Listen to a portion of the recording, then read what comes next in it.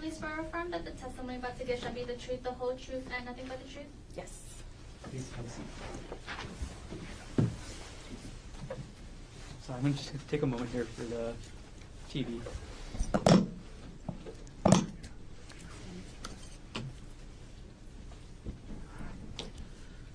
Okay, good morning. Morning. As you testify this morning, can you please keep the microphone as close to your face as possible and speak into the microphone as much as possible? Yes. Okay. Can you please state your name? My name is Brittany Kopp. Ms. Kopp, what do you do? I am an evidence specialist with the Honolulu Police Department. How long have you been employed by HPD? 8 years.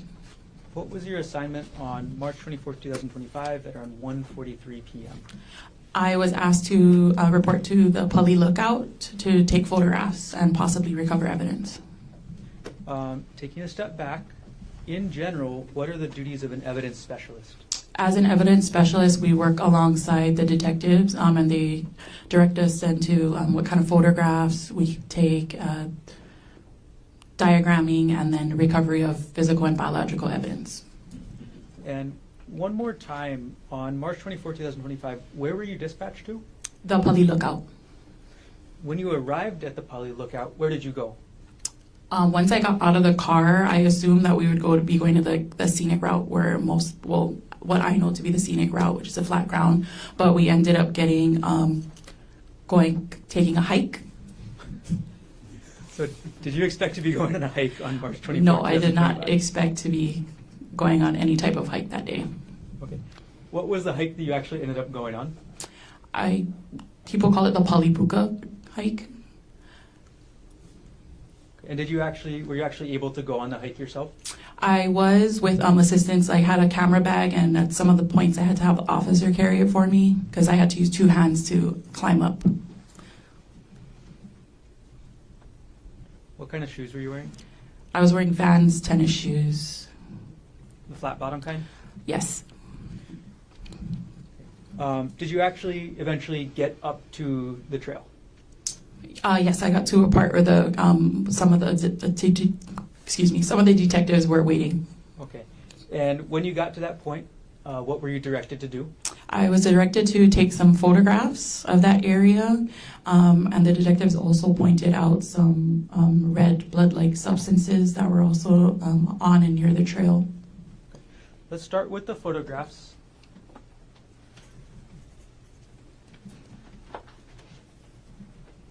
All right. Approach with what's been marked as States Exhibit 31 through 67, previously provided.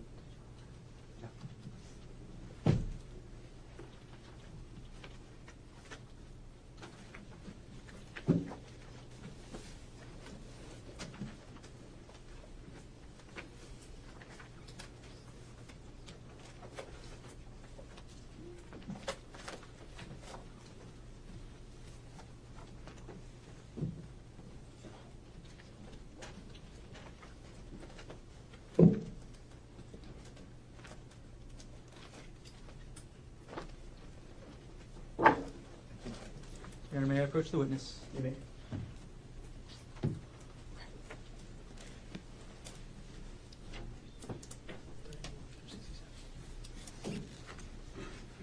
Ms. Kopp, I've handed you what's been marked as States Exhibit 31 through States Exhibit 67. I know that's a big stack, so could you just take a moment, look through, and when you're finished looking through all the exhibits, look up and let me know you're done.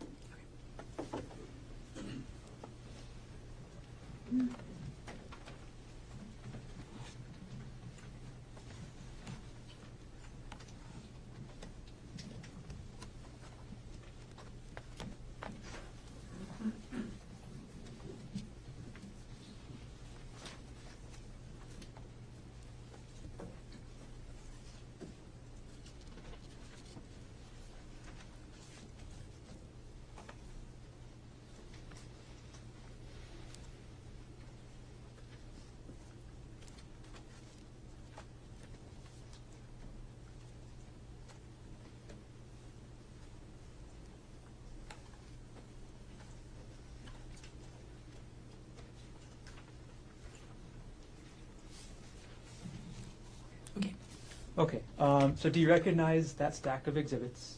Yes, I do. Okay. What are they? These are the photographs that I took on March 24th March 24th of 2025. of 2025. And you said you were the one who took these photos? Yes. Do these photos fairly and accurately depict the Puccal Trail as you were up there and as you observed it on March 24th, 2025? Yes. The state now moves States Exhibit 31 through 67 into evidence. Mr. Otake. No objection. What has been marked for identification as States Exhibits 31 through 67 inclusive will be received into evidence. Okay, Ms. Kopp, we're going to publish them one by one. So I'm going to publish States 31 right now. And we've got that on the screen next to you. And just so you know, to your right-hand side on the witness stand, there's a pointer stick that if you need to refer to anything on the TV screen, can you please use that? Okay. Okay, with States Exhibit 31 on the screen now, first of all, can you tell us, what is this photo showing? This is showing the main trail that I was on, and this is where I was instructed to start taking photographs. Okay, you say main trail. How many trails were you looking at up there? There was this main trail, and then there was an area to the right of us that looked like it was kind of like a side trail to go off to walk towards the cliff area. All right, and from this photograph, or Exhibit 31, you said you're looking at the main trail? That's correct. Are you looking up or down the main trail? Looking up the trail. And this side trail you mentioned, where would that be in orientation to States Exhibit 31? It would be to the right. Is it actually pictured in this photo? No. All right, we're going to now publish States Exhibit 32. Okay, Ms. Kopp, we have States Exhibit 32 on the screen. What is this photo showing us? So this is a view of the right of where I was standing. Where the pointer is pointed, this is a hole in the bush that we're looking at, and then here is kind of where you can see impressions in the leaves, kind of like the side trail that I'm talking about. Okay, so the impressions that you were pointing out in the bottom of the screen was the side trail. That's correct. And what's on the far right of this photo? The far right, that's going to be the cliff area.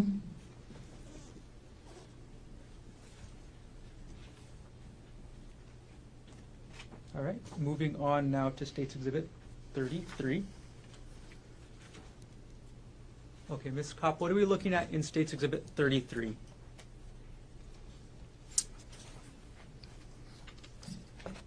This is a view of the hole in the bush here, and then here is to the left is the main trail, and then you can see this is the side trail. Got it. Okay. So the main trail is on The left of the picture. left side of this photo. And when you say the hole in the bush, is that a term you're going to use throughout the rest of your testimony? Yes. Okay. All right, publishing now States Exhibit 34.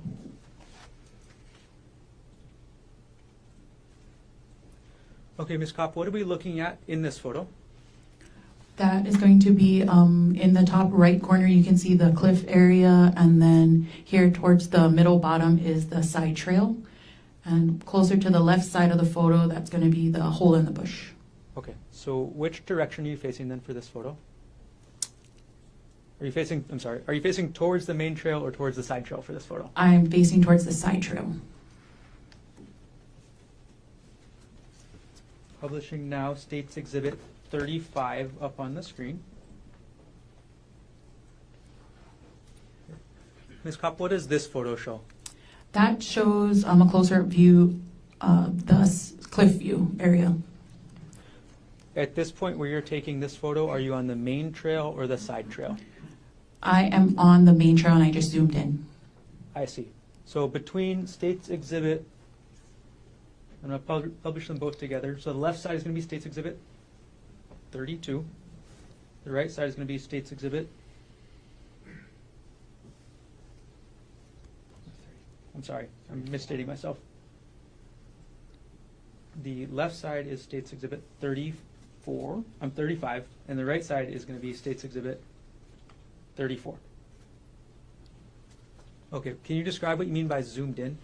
So using my camera, I just used the zoom, what do you say, on my camera, so that I'm standing in the same area, but I'm just getting a more zoomed in view of the cliff area. Okay. So these two photos on the screen, exhibits 34 on the right and 35 on the left, taken from the same place? Yes. Okay, thank you. Okay, Ms. Kopp, we're going to move on now to State's Exhibit 36. What do we see in this photo, State's Exhibit 36? In the middle, you can see there's kind of like the depression or like where the side trail goes through. And up further here is the hole in the bush. So you directed the middle of the screen, the dirt patch, is that the side trail you're mentioning? Yes. Okay, and the hole in the bush is? A little more, is kind of to the left of the side trail. Publishing State's Exhibit now 37. Okay, what happened with this photo? This photo is a little it's underexposed, but I was taking a photograph of a rock that was pointed out by one of the detectives. Okay. So did you find this rock that's in this photo yourself? No. Okay. I'm And sorry, what exhibit is this? State's 37. Okay, thank you. And before I get any further, when you say underexposed, how does a photo get underexposed? Underexposed meaning either due to the shade, because there's a lot of trees, could be a factor. Also, that my flash didn't fire, so that's why there wasn't enough light when the photo was taken. Okay. All right. We're going to move on to State's Exhibit 38. Publishing now. Okay, Ms. Kopp, was your flash working for this photo? Yes. Okay. What are we looking at in this photo? So right in the center of the photo, you can see the rock here. Okay. And again, this is, to reiterate, not something that you found yourself, but something you were directed to. Yes. Okay. All right, I'm going to take a pause and take State's Exhibit 38 down, and I'm going to ask you a little bit about the rock. Okay. After you were directed your attention towards the rock, what did you do about that rock? After photographing it, we put it into a clean paper bag. Okay. And what did you do with the paper bag when you were done up at the poly that day? Once I was done at the scene, I took it back to the main office where I packaged it properly with tamper evidence tape, and I later that day turned it into the evidence room. Okay. And did you turn it into Eric Nagayama at the evidence room? Yes, I did. From the time that you collected the rock and sealed it up and turned it into Eric Nagayama, from the time that you collected it to the time you turned it in, was it in your sole custody and control? Yes, it was. During that time, did you tamper with, alter, substitute, or destroy any part of the rock? No. And at this point, I'm going to approach with what's been marked as State's Exhibit, what will be marked as State's Exhibit 2. I need a sticker real quick.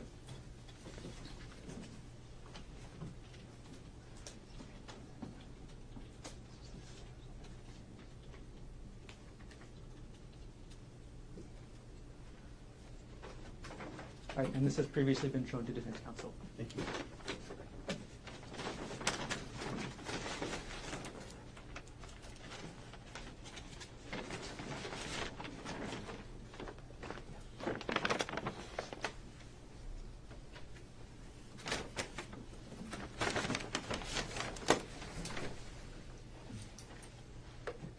Ms. Kopp, I've handed you what's been marked as State's Exhibit 2. Could you, without showing the jury, look into that bag that I just handed you? Okay. Do you recognize what's in that bag? Yes. What is it? It is item 2, the rock that I recovered. Is item 2, that rock, in the same or substantially the same condition as when you recovered it on March 24, 2025? Yes. At this point, Your Honor, the State will move to admit State's Exhibit 2 into evidence. Mr. Otake? No objection. What has been marked for identification as State's Exhibit 2 is received into evidence? And, Your Honor, I'd like permission to publish to the jury. Granted. And could I publish by handing it to the jurors to pass around for a moment? Is it sealed? Yes. Yes. Thank you.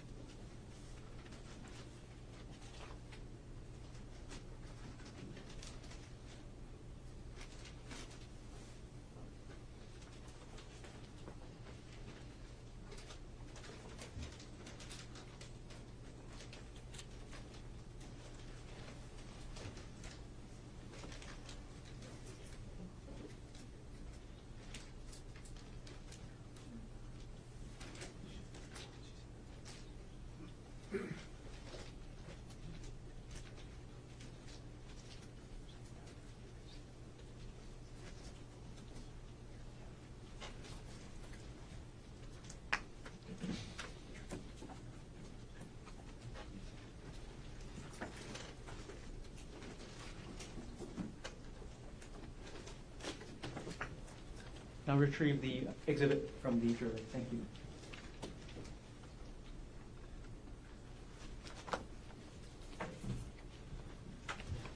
I'm going to hand exhibit 2 to the court clerk. Thank you.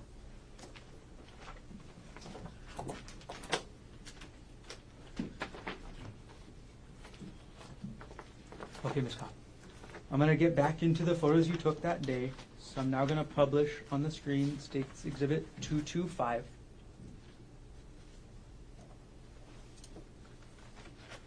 What does this photo show? That is another view of the rock. Publishing now State's Exhibit 40, and I misspoke. The last exhibit was 39. Thank you. So now publishing State's Exhibit 40. Ms. Kopp, what are we looking at in State's Exhibit 40? I am standing in the side trail and I am looking up to the main trail. And I think due to the lighting of the way it's projecting on the TV, the branches here have blood-like stains on them. Okay. And you directed the attention to the branches in the middle of the side trail. Yes. I'm going to zoom in to State's Exhibit 40. Okay. Can you describe what we're seeing in this zoomed in portion? So it's just a close-up of the branches from the photo we were just looking at. And again, I think due to the exposure from the TV, but you can kind of see some red color here.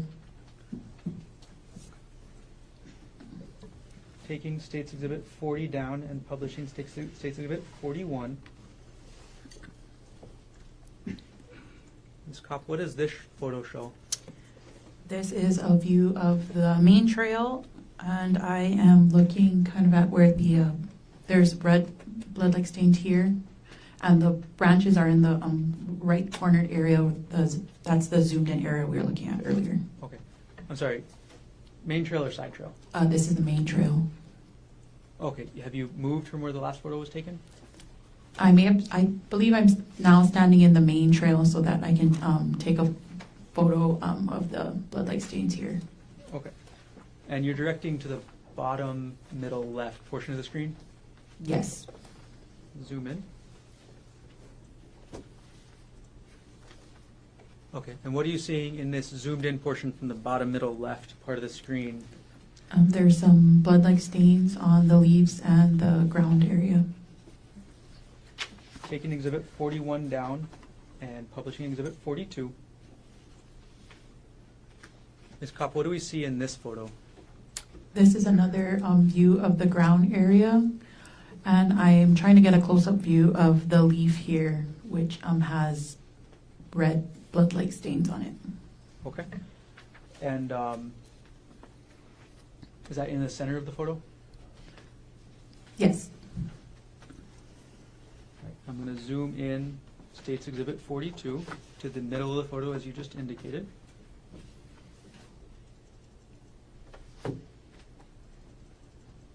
Okay.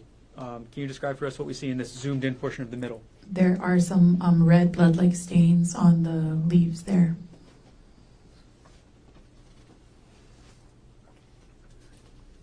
Okay, now publishing State's Exhibit 43. Ms. Kopp, what are we looking at in State's Exhibit 43? This is another view. I am standing on the main trail, and to the left of the trail, kind of off to the middle here, on this leaf, there is red blood-like stains on it. That's a leaf in the left center of the photograph? Yes.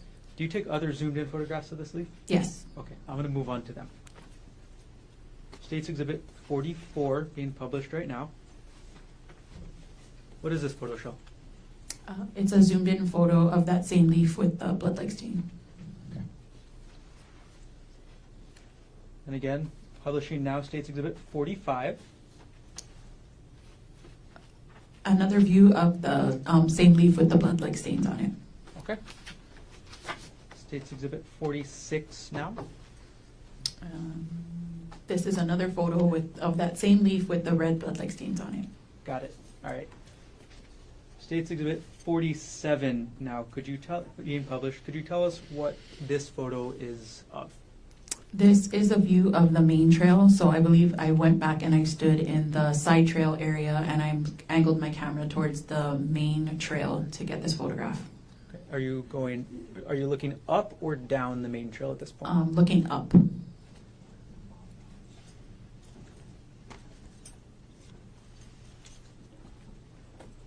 Now publishing States Exhibit 48. This is another, I'm standing in the side trail still, and I took another photo looking up at the main trail.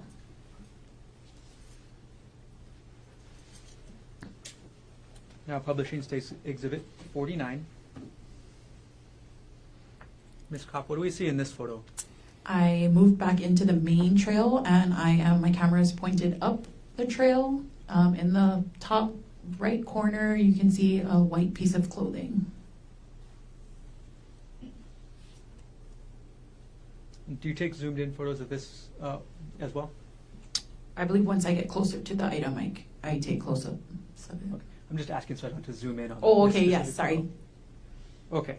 Okay, States Exhibit 50 now. Publishing. What do we see in this one?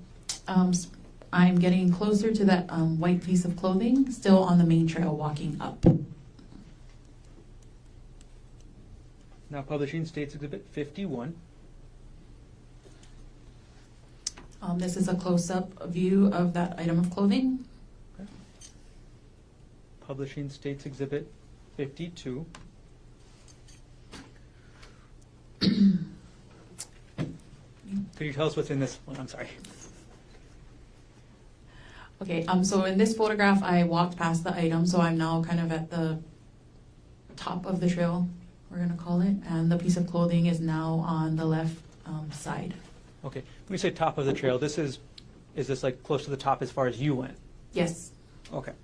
And which direction are you looking at the trail at this point, up or down? I'm looking down.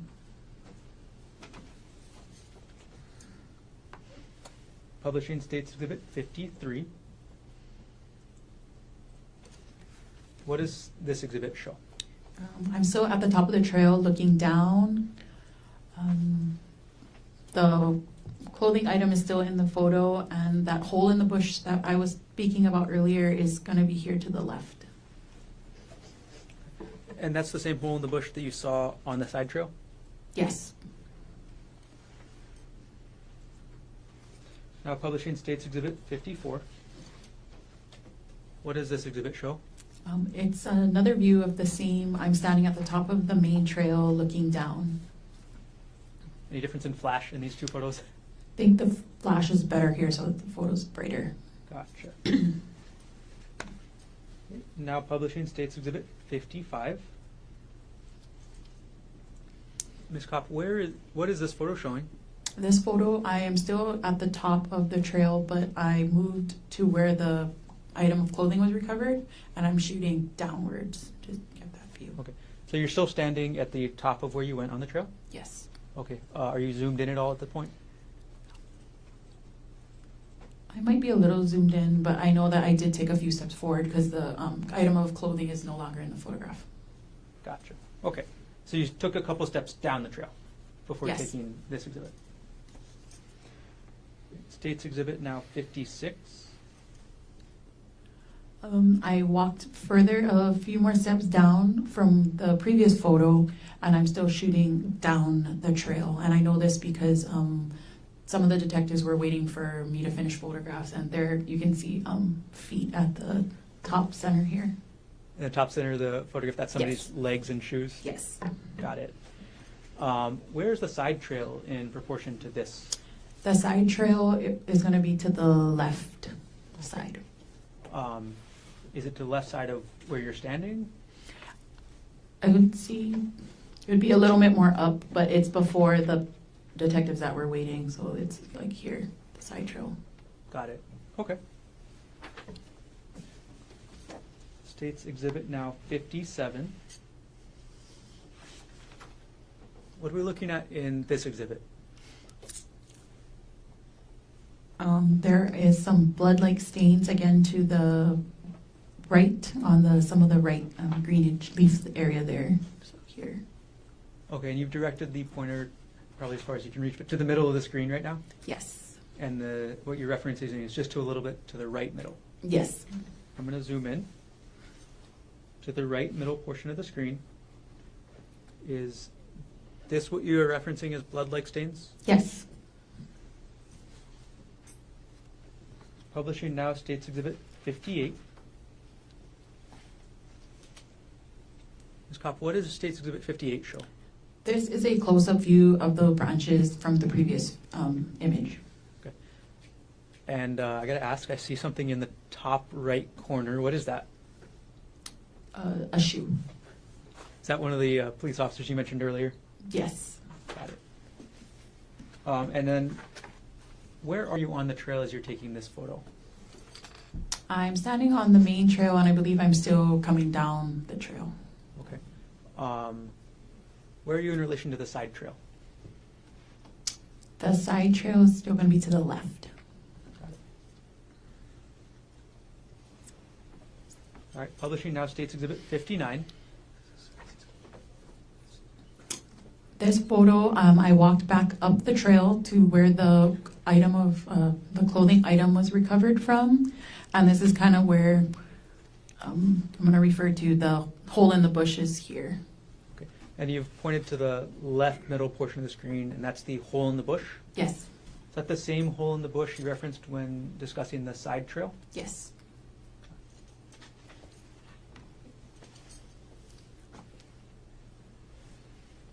Does that hole in the bush go all the way from the side trail through to the main trail?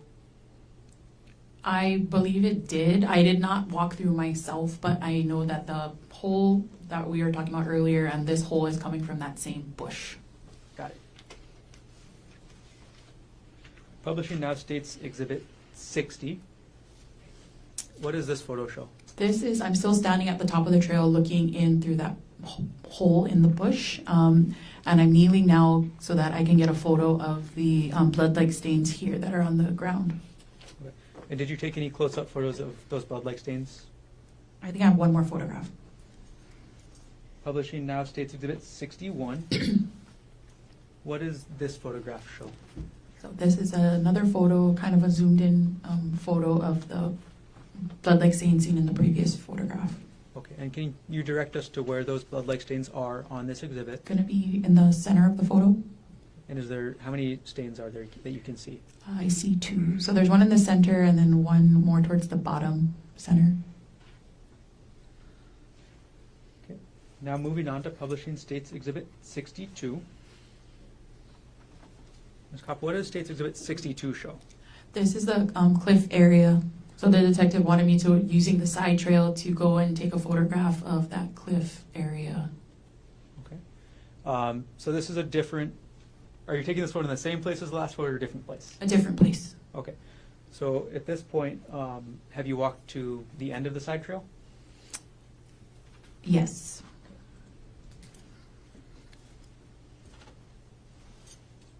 Publishing now States Exhibit 63.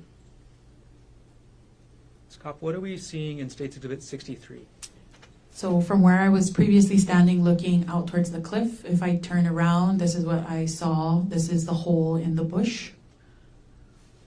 Okay. In the center there. Did you take any additional photos of this hole in the bush from the side trail or cliff side? I think I have a zoomed in photo. Okay. We'll publish now States Exhibit 64. What does States Exhibit 64 show? So this is a zoomed in photo of the previous photo, and there is blood-like stains there in the middle. Okay. I'm going to pull up a side-by-side now between States Exhibit 64, which is going to remain on the left, and States Exhibit 61 on the right.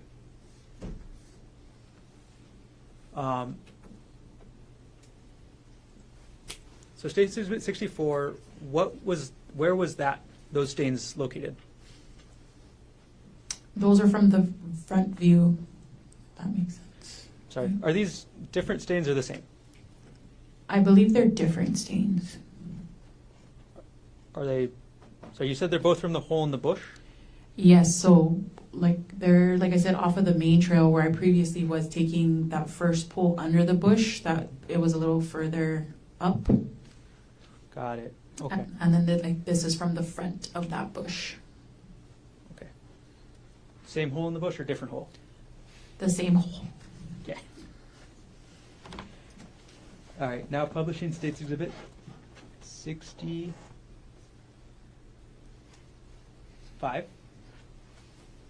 What do we see in States Exhibit 65, Ms. Kopp? 65, I am now back at the top of the trail, and here to the like left middle, that is going to be the hole in the bush.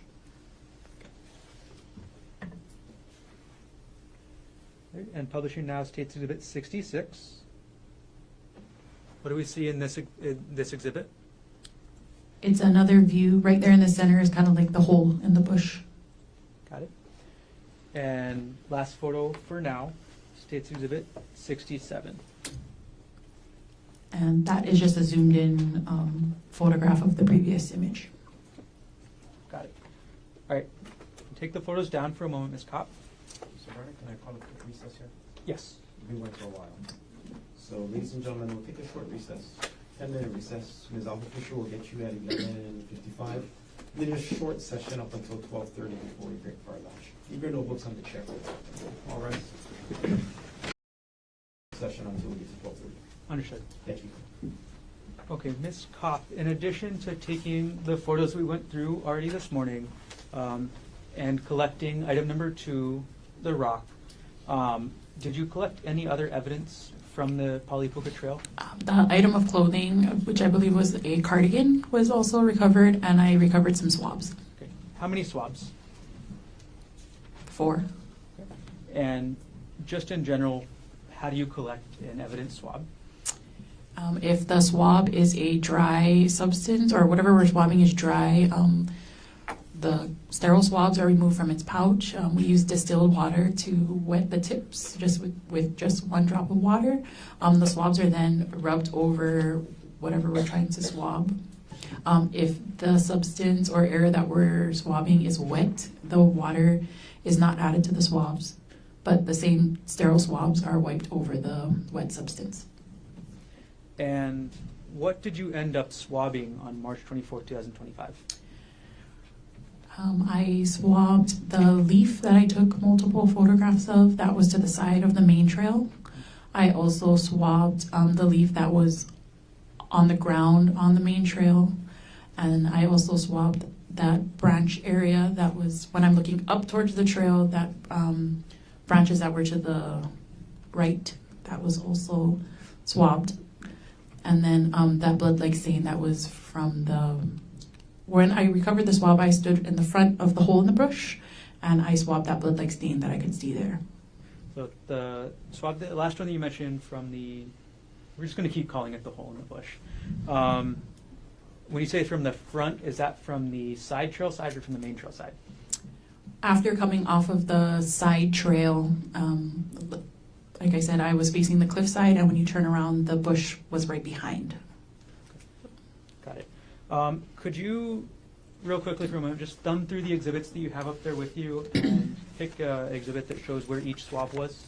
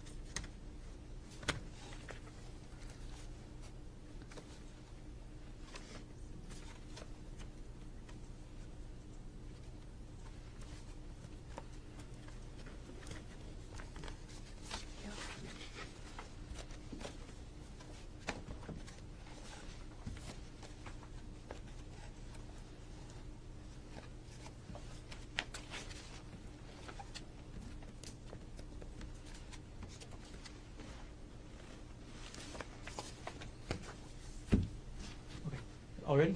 Yes. Okay. And the first swab you mentioned, was that the swab of a blood-like stain recovered from a plant off the trail? Yes. Okay, what exhibit is the photograph that shows that? Exhibit 46. I'm going to put that up on the screen. Publishing now states Exhibit 46. Okay, and could you direct us on the screen to the area you swabbed? So I swabbed this area here, the red blood-like stain there. Okay. And was that swab designated as evidence item number 3 under HPD report 25-110958? Yes. Now taking down states Exhibit 46. For the second swab you took, was that the one you mentioned was of a blood-like stain recovered from a plant from the leaf on the trail? Yes. Okay, could you tell us what exhibit shows that? Exhibit 42. Okay. Publishing now states Exhibit 42.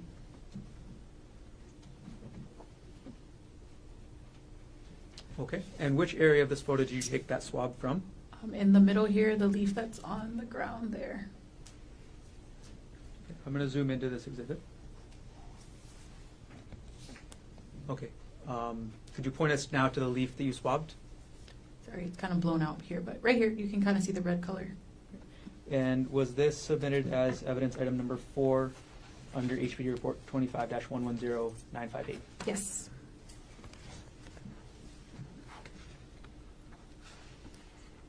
Okay, the third swab you took, I think you mentioned, I'm taking down the exhibit, I'm sorry. Third swab that you took, it was the blood-like stain recovered from the tree branch, is that right? Yes. And could you tell us which exhibit shows where you took that swab? Exhibit 40. Now publishing states Exhibit 40. Okay, could you show us on this exhibit where you took that swabbing from? So it's going to be from the branches located here. The branches in the middle right of the photo? Yes. Okay, I'm going to zoom in.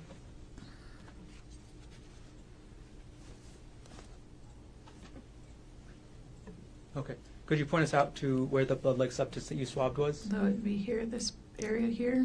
Okay, and you're directing us to the left side of those branches. Yes. And was this swab of the branches from right next to the trail, was that designated as item number 5 under HPD report 25-110958? Yes. Okay, and the last swab you mentioned, where was that from? I recovered it standing from the front of using the side trail and then viewing the hole in the bush from that side, from the front of it. I swabbed the blood-like stain that was located where I could see from there. Okay. And what exhibit shows that best? Exhibit 64. 64. Publishing states Exhibit 64.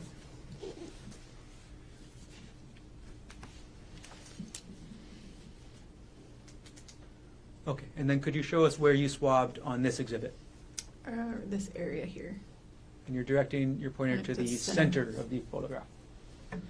And was this swab of the blood-like stain on the ground under the bush, the hole in the bush as we've been calling it, designated as item number 6 under HPD report 25-110958? Yes. Okay.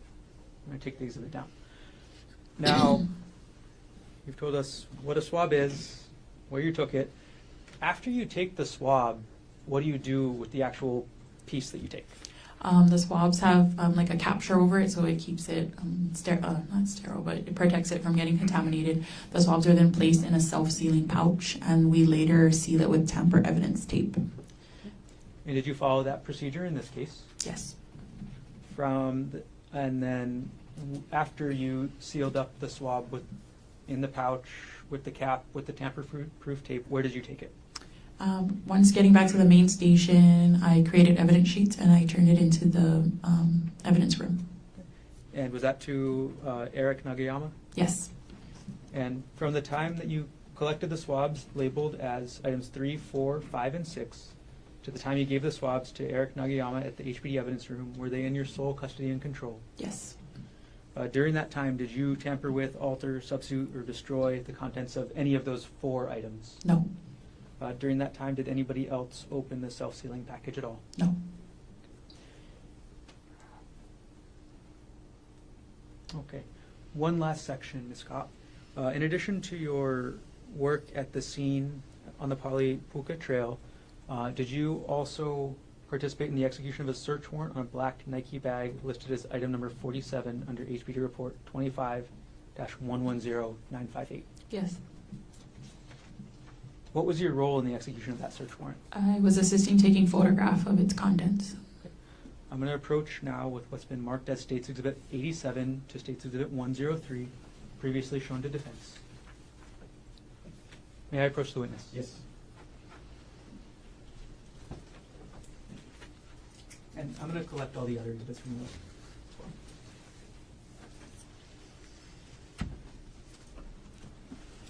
as well.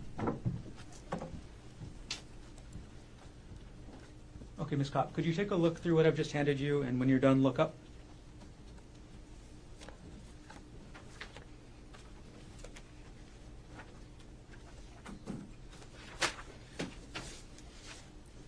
Okay. Do you recognize what I've handed you? Yes. What are these? These are photographs from the search warrant I assisted with. And do these photographs fairly and accurately depict that bag that you helped execute the search warrant on and took photographs of, as well as the contents of that bag? Yes. At this point, the state will move States Exhibit 87 to 103 into evidence. Mr. Otake. Subject to our previous record. Yes.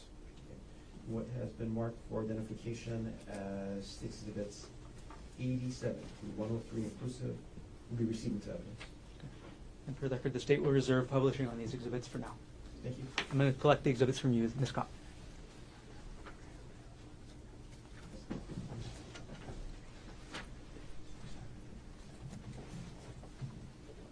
Okay. Ms. Kopp, did everything you testified to occur in the city and county of Honolulu, state of Hawaii? Yes. Thank you. I have no further questions at this time. Thank you. I'm going to hand the exhibits to the clerk. Please. I'm going to hand Exhibit 2 to the clerk as well. Thank you.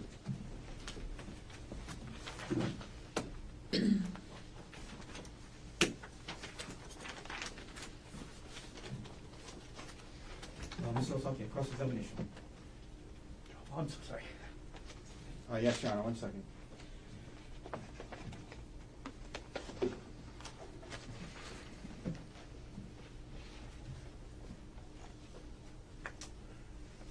Good afternoon, ma'am. Hello. Hi. Just a few questions for you. I know it's getting close to time to eat. Keep it quick. Now, how long have you been an evidence specialist? 8 years. 8 years. And part of that, you received training and from HPD about how to go about your job, yes? Yes. And on the date of this incident, when you went there and took these photographs that we've been discussing, you were not that morning, you didn't know you were going to have to go on a hike that morning, correct? That's correct. And so you were in, I think you said Vans, tennis shoes, Yes. and you walked up the hike. Yes. Now, you arrived at the scene at 1:43 p.m. in the afternoon, yes? Yes. Okay. And we know that because you document that in your report, yes? Yes. Okay. So 1:43 p.m., that was approximately, well, that's a little over 3 hours after 10:30 a.m., yes? Yes. 11, 12, yeah. A little over 3 hours after 10:30 a.m., correct? Yes. And so it's safe to say that the responding officers, the first officers there, had arrived at the alleged scene a lot earlier than you, yes? I suppose I'm not, I don't know specifically what time they arrived, but yes. Yeah, all I mean is you weren't the first person from HPD there, correct? Correct. So there was a responding officer named Officer Wu who testified that he was one of the first officers there. He would have been there before you, correct? Yes. Now, you go up on this trail and you take some photographs of the rock, yes? Yes. Let's, if we could we please pull up States Exhibit 37? Okay. let's maybe go to number 38. Sorry. Okay, 38. So this is a picture of the rock that you took, correct? Correct. And let me ask you this: when as an evidence specialist, do you agree, and part of your training, you want to document and photograph evidence, you know, ideally in the location it was initially discovered, correct? Yes. Okay. In other words, you know, that's part of what you're doing. You're there to document evidence and show where it was when the police first got there, yes? Yes. Okay. And so when you got up there, you took a picture of this rock, and it was right in that area there with the leaves around it and whatnot, yes? Yes, sir. Okay. And this would have been after the first officers, including Officer Wu, got there, correct? Yes. Could we please, Mr. Dirks, pull up what's already in evidence marked as State's Exhibit 6? Okay. So you see here, this is State's Exhibit 6. And the rock is kind of in that clearing little pathway. Yes. Okay. And that's not where you photographed it, was it? No.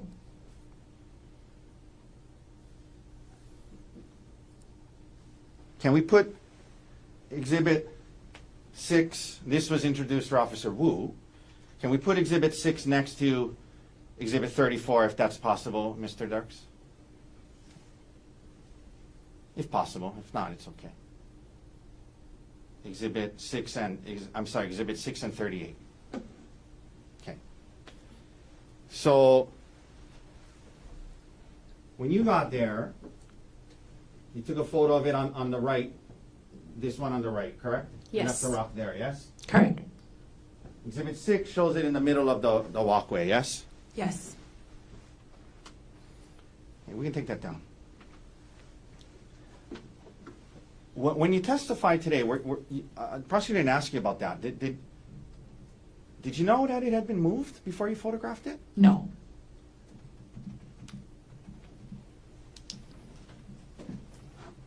You thought you were photographing it where it was initially discovered, correct? Yes. And that's kind of an important piece of information, isn't it, ma'am? In terms of, as an evidence specialist, if you're going to photograph something and kind of represent that's where it was found, it's kind of important. And I'm not blaming you, right? Obviously, nobody told you, but it's important. It's important.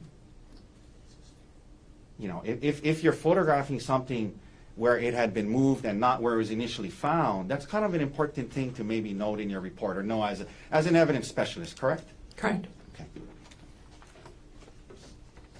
And in fact, had you been told that by the officers that it had been moved, you probably would have documented that, yes? Yes. Thank you, ma'am. No further questions. Thank you. Any reader? No, thank you. Ms. Cox, thank you very much. Thank you.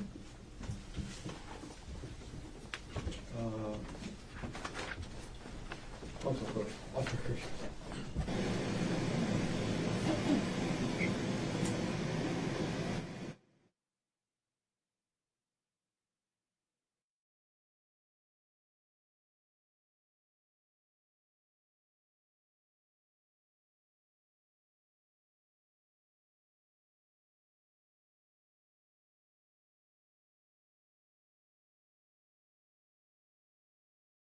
Next witness will be Mohammed Salame.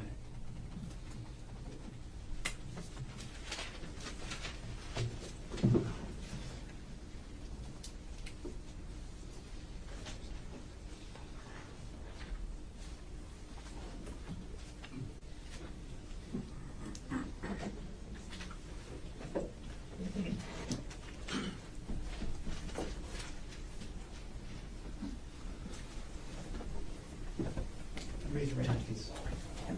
You do solemnly swear affirm that the testimony about to give shall be the truth, the whole truth, and nothing but the truth? I do. Please have a seat. Thank you. Good afternoon. And before you start testifying, could you just take the microphone as close to you as possible and speak into the microphone as much as possible, okay? Good. All right. Can you please state your name? My name is Mohammed Salame. And what is your occupation? I'm a police evidence specialist with the Honolulu Police Department. How long you've been employed by HPD? About 3 years. What was your assignment on March 25th, 2025 at around 5:40 p.m.? To take photographs and collect evidence, DNA reference sample. In taking a step back, in general, what are the duties of an evidence specialist? To process and document crime scenes, including individuals, through the use of photography, diagramming, and evidence collection.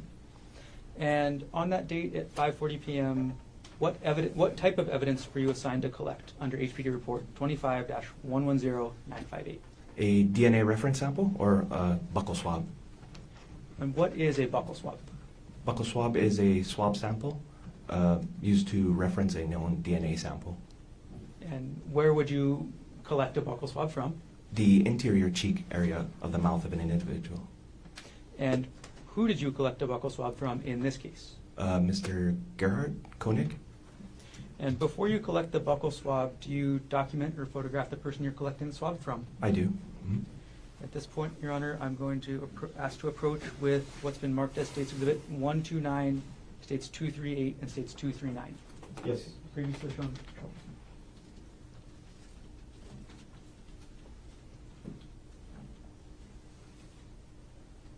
May I approach the witness? Yes.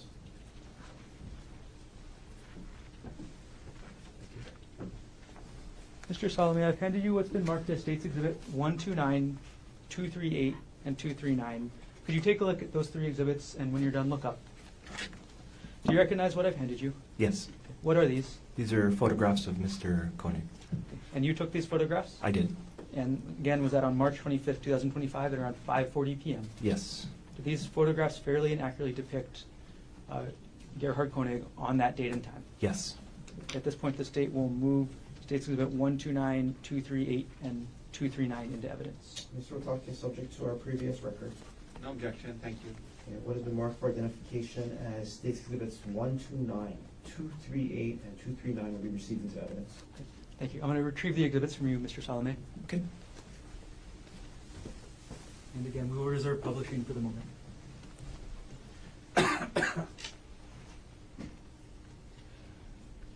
Okay. Could you walk us through the mechanics of how you actually collected the buccal swab from Mr. Konig? Of course. Or Dr. Konig, I'm sorry. Yeah. I start with a new pair of gloves, new pair of swab. I begin by swabbing or collecting the sample from the interior cheek area, left and right cheek area, also known as the buccal. And then after collecting the sample, I cap the sample, place it into a self-seal envelope, and then seal it into a manila envelope. And is that the way you actually collected the sample on March 25th, 2025 in this case? Yes. After you collected the swab and sealed it, what did you do with it? I submitted it to the evidence room. Okay. And who did you give it to at the HPD evidence room? Ms. Jeanette Moses. And did you do that on March 26, 2025? I did. From the time that you collected the buccal swab from Gerhardt Konig on March 25, 2025, Mhm. to the time that you submitted it to Ms. Moses on March 26, 2025, Mhm. was the swab in your sole custody and control? It was, yes. And also, was the swab designated as evidence item number 45 under HPD report 25-110958? Yes. During that time, from the time you took the swab to the time you submitted it, was it in your? I'm sorry, repeating myself. Did you tamper with, alter, substitute, or destroy the contents of the packaging in any way? I did not, no. Tamper with the swab in any way? No. During that time, did you or anybody else open the self-sealing package at all? No. Okay. Did everything you testified to occur in the city and county of Honolulu, state of Hawaii? Yes, it did. Thank you. I have no further questions at this time. Thank I'm going to hand the exhibits to the clerk.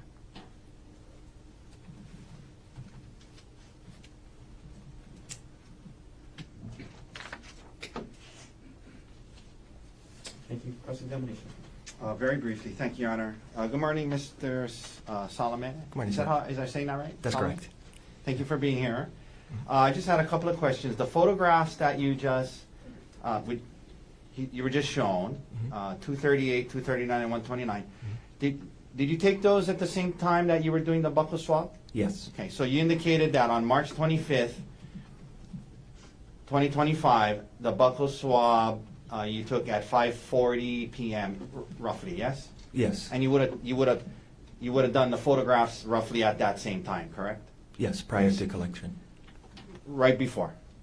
Yes. So 5:40 p.m. on the 25th of March is 10:30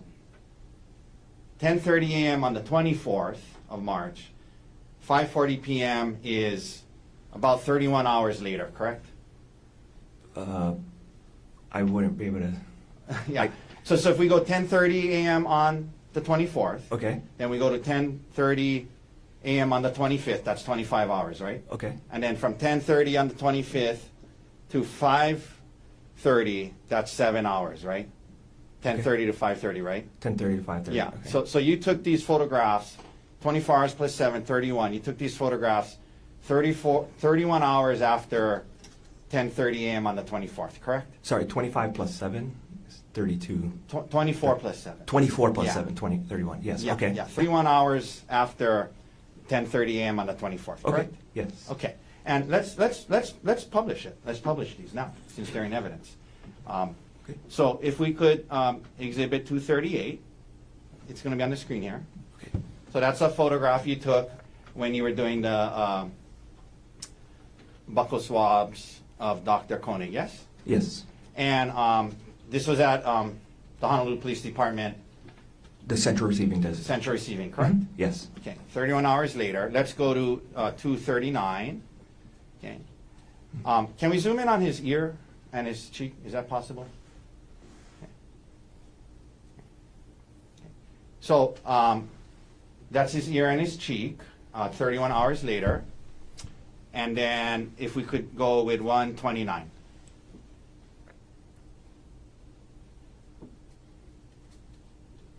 Okay, and that's the front of him 24 hours later. I mean 31 hours later, correct? Yes. All right. Thank you, sir. Okay. Thank you very much. Thank you, sir. No further questions. Mr. Garner, any redirect? No need, thank you. All right, ladies and gentlemen, let's take our lunch break now. Leave your notebooks on your chair. Have you come back at 1:30 this afternoon and talk to me about this case. Keep an open mind. Do not try to learn about this case outside. All of you, have a good lunch. All right.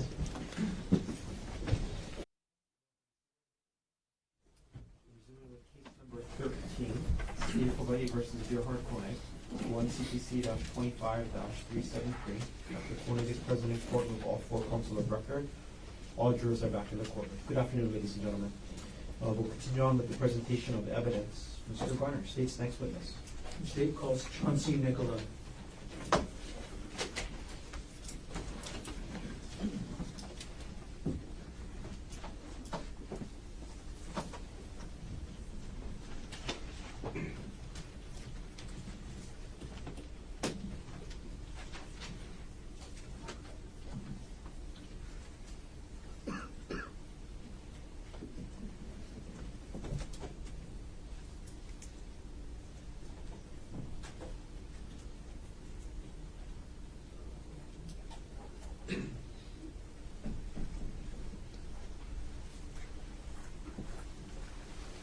You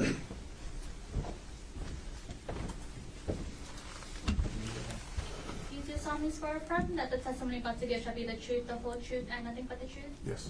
Please have a seat. Good afternoon. That's it. Sorry. Sorry. As you testify today, could you also speak as much into the microphone as possible? Yes. Okay. Could you please state your name? Chauncey Nicola. And Mr. Nicola, what do you do for work? I'm a Honolulu police officer. How long have you been employed by HPD? Just about 9 years. Were you employed and on duty on March 24th, 2025? Yes. On that date, what was your assigned unit? I was assigned to the Criminal Investigations Division's Strategic Enforcement Detail. And what does the Strategic Enforcement Detail generally do? We either handle cases or we assist other detectives or other details within the Criminal Investigations Divisions. And on about 12:45 p.m. on March 24th, 2025, where were you dispatched to? The Buccal. When you got to the Palipuka, what were you assigned to do? We were assigned to look for the suspect and go up into the mountain, into the trail area. And did you actually do that? Yes, I did. Okay. And when you say go up into the mountain, where exactly did you go? So we had to go up to the initial scene and canvass the area and look for any look for different routes in different areas that he might have went, or just that whole mountainside area. What was the terrain like on that mountainside area? It was steep, it was rocky, there was dirt. What was the ground brush cover, if there was any, like? I mean, it was dirt and grassy area. How long did you stay at the Poly Lookout on March 24, 2025? About 6 hours maybe. What time did you end up leaving? Right around just about 6 p.m. Who was with you when you were leaving? Officer Koki and Officer Borges. And where were you instructed to go at around 6 o'clock p.m.? Back to the main police station on Baratanga. So you're going back towards town, or you're going towards Windward side? We're going town bound. So we left Polypuka and we went Poly, but we went town bound towards the main station. And can you describe the vehicle that you and the other 2 officers were in? So we're in an unmarked HPD police vehicle. It's a Nissan Quest, gray in color. So Nissan Quest. What kind of vehicle is that? It's a van, a regular van. And where were you positioned in that Nissan Quest? I was driving the van. I know you talked a little bit about it, but can you clarify the route you were taking to get back from the Poly Lookout to the main station? Okay, so we left we were at the top part where that rock wall was. We parked, then we left and we went down towards Poly, so the Nuuanu Drive. Nuuanu Poly Drive? Poly Drive, yeah, to Poly Highway. As you were driving down the Nuuanu Poly Drive, what did you observe? As we pass everybody, we go down. I see a male emerging from the brush area behind this tree, like the forest area, come across the roadway. Can you describe the male that you observed? Yeah, he was average height, maybe 5'7", 5'8". He was wearing a white shirt, blue pants, which he had like blood on his shirt. Or what looked like blood? What looked like blood appeared to be blood. How close did you get to the male in the vehicle? So after we continued to drive down, we pulled just alongside. So if this is my vehicle, he was approximately right there. And for the record, you just demonstrated about an arm's length. A little bit past the arm length away. Okay. And he got a little bit past an arm length away from your vehicle? Yes. Did you recognize that male to be anybody relevant to your investigation? Yes, the suspect. And that's based on the description you were given? Yes. If you were able to see that person again, would you be able to recognize him? Yes, I would. If that person is in the courtroom, can you point to that person and let us know an article of clothing that they're wearing? Sitting in the middle with the blue collared shirt. And may the record reflect the witness has identified the defendant. Record will reflect identification as we made. Okay. And who did you ID the male as, name-wise? Well, Gerhardt Konig. Konig? Sorry. So once you observed the male and ID him as Gerhardt Konig, what actions did you take? So we pulled alongside. I told my other fellow officers in the car that was him, and then we pulled up, and then I put up alongside of him. I said, "Hey, police, stop, and let me see your hand." Okay. Now, when you said, "Police, stop, let me see your hands," can you tell us what kind of voice you used when you do that? I mean, I used kind of a loud, commanding voice so that he could hear. Officer Nicola, I'm sorry, I'm going to ask you this. Do you mind demonstrating? Yeah, so I pulled up and I said, "Hey, police, stop, let me see your hands." And after you said that, did you give the defendant a chance to comply? Yeah, so he looked at me. He looked back. Because I'm looking at him and he's looking at me when I said that. Okay. So he's looking at you when you say, "Police, stop"? Because he's up the van approaching because he runs in front of us because we come down. And how long did you give him to comply with that demand? I mean, I at that point, I'm just looking at him. Could have been, I don't know, 15, 20 seconds. He's just looking at me. Okay. And after you see the defendant, you pull up, you tell him to stop, you guys look at each other, then what does the defendant do next? Then he turns and he runs away from my vehicle to this brushy, like that grassy area because we're still in the roadway. Okay, you say he runs to a brushy or grassy area. Can you describe Like the area? it's just like the It's the road, and it's like grass and dirt area, and then there was like bushes beyond that. Okay, as the defendant ran toward the road and the grassy area and the bushes, what did you do? And then put my vehicle in park. I exited my vehicle and I gave chase after him. Did anybody else pursue as well? Yeah, my other two partners are with me, but they were on the other side of the vehicle, so I didn't see when they came out or anything. I was just focused on running ahead of me. So of the three officers, who got to the defendant first? I did. What happened when you got to the defendant? So as I got closer, I reached out and I grabbed his right arm to try. And I'm still yelling, police stop, and I was able to grab onto his right arm. After you grabbed the defendant's right arm, actually, pause that, Yes, restart the question. You said you kept yelling, police stop? yes. How many times? I just kept yelling as I was running. Multiple times I just was yelling, police. Okay. And going forward again now, Yes. after you grabbed the defendant's arm, what did the defendant do? He tries to pull break my grip, so he tries to pull out and continue running away from me to get away from me. And as the defendant's pulling away from you, Right. when you're grabbing his right arm, what happens with you and the defendant? We're in this like grassy, like muddy area, so I lose my balance and he loses balance, so we both fall on and I fall on top of him. Right, who falls on top of who? I fell on top of him. Okay, so now at this point, you and the defendant have both fallen, and you've fallen on top of him. What did the defendant do next? Starts reaching for, he has this like black, I don't know, side bag, I don't know what you call it. It's like, he has it around him, he starts to grab for it. And once you see the defendant reaching for this bag, what do you do next? I'm trying to use my physical strength to pull the bag away from him, which I was able to, and I'm able to pull it off of him and get it away from him. And so were you actually able to get the bag away from him? Yes, I did. So what did you do with the bag once you got it away from the So once I defendant? got it away, I threw it on the side of me to get it away from me and him, away from arm length reach from anybody, so he couldn't grab the bag again. Right. So at this point, now that you've gotten the bag away from the defendant, what happens next?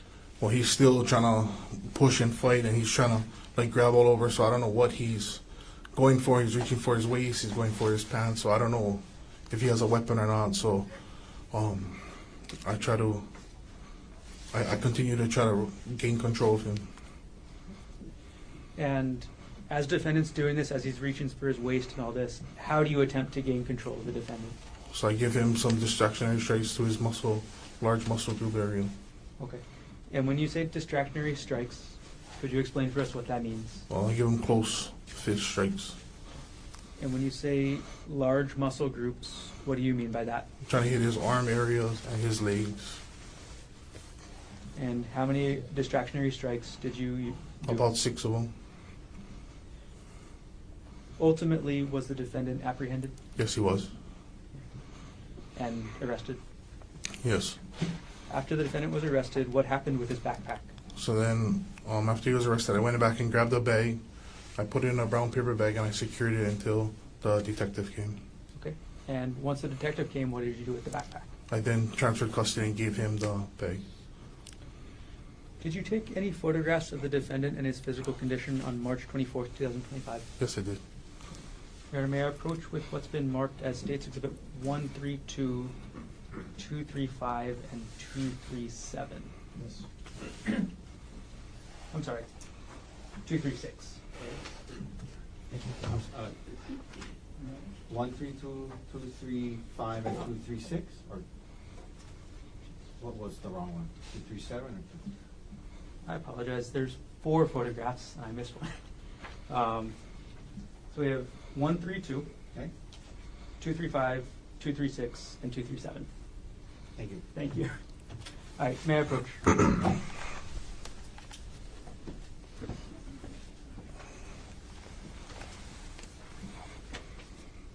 Okay, Officer Nicola, I've handed you 4 photographs now. Yes. Could you take a look through all 4, and when you're done, look up and let me know? Yes.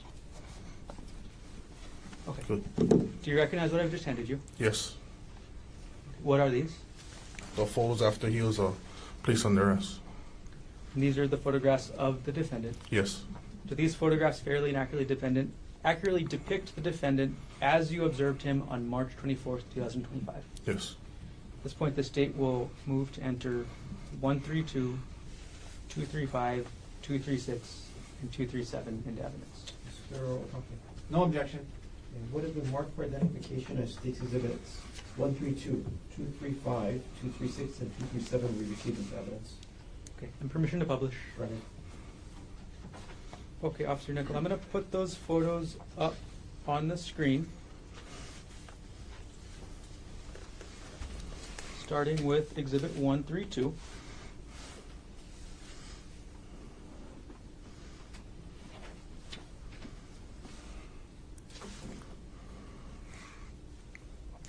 And now rotated correctly. Officer Nicola, what does this photograph show? Full body picture of the suspect. And what's that in the background of this photo? It's the kind of grassy area that he ran into, or we ran to. And how big are the trees back there? Very big. Publishing now State's Exhibit 235.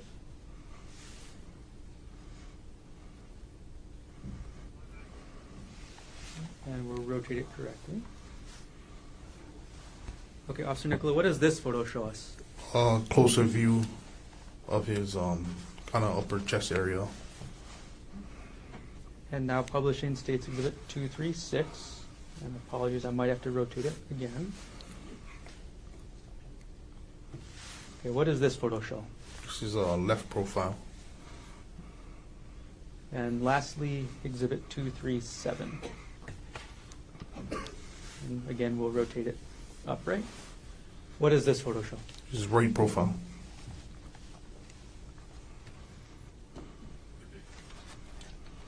I'm going to take the exhibits down.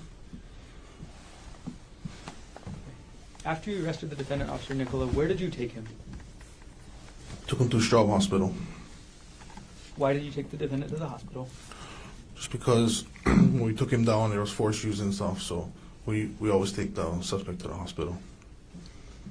How long did you and the defendant stay at the hospital? Probably about 5 hours.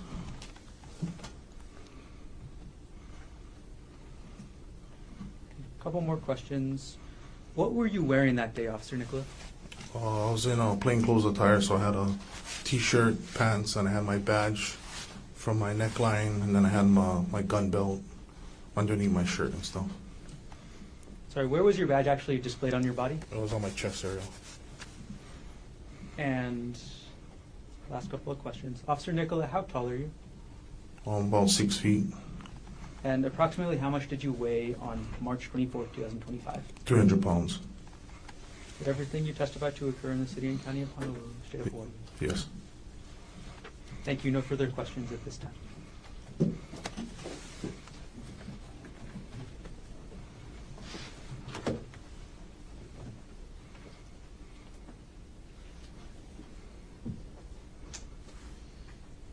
Okay, cross-examination. Good afternoon, Officer Nicola. That's right. Just a few questions for you. You mentioned that you, on the day of this incident, were part of something called the Strategic Enforcement Detail, is that right? Yes. And it's true that the Strategic Enforcement Detail is a plain clothes detail. In other words, you're not wearing what you're wearing today, your uniform you're wearing today, correct? Yes. Patrol officers who are on patrol, they wear the uniform you're wearing today, correct? Yes.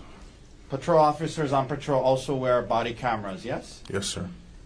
But in the strategic enforcement detail, HPD has it where you guys don't wear body cameras, correct? Yes.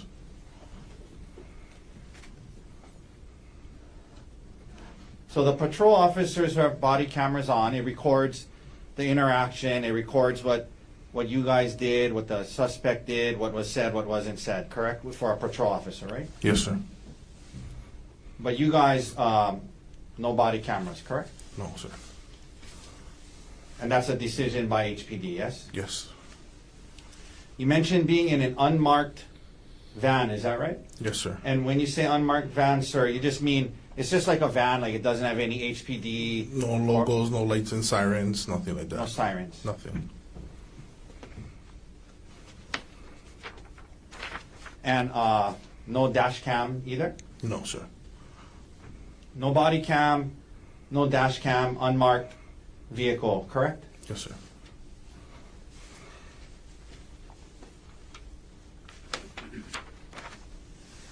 When you were coming down and you left the area, you're driving down, I guess you said New Honolulu Drive, is that right? Yes. So is that, just so we're all clear, so when you leave the lookout, you kind of, to come back to Pali Highway, you gotta come down kind of like a, It's like a, I don't know how to explain it. It's like a driveway, I mean not a driveway, but like a long- off-ramp, kind of, on-ramp.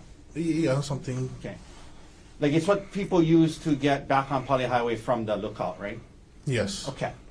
And it's around 6 p.m., yes? Yes. And so this was about a year ago, so it's a similar time of year. So, it's 6 p.m. this time of year. It's not dark yet, right? Not at all. It's still lit, yes? Yes, sir. Okay. So it's 6 p.m. It's still lit, and you see who you believe to be the suspect walking down the street in the light, correct? Yes. And when you first saw him, he was walking, not running, correct? When he ran across from the trees for the brushy area, he ran across to us. But when you first saw him, he was walking down Pali Drive, right? Well, he first ran across out of the bushes, he runs across, and then we come up alongside of him, and then that's when he's walking. Okay.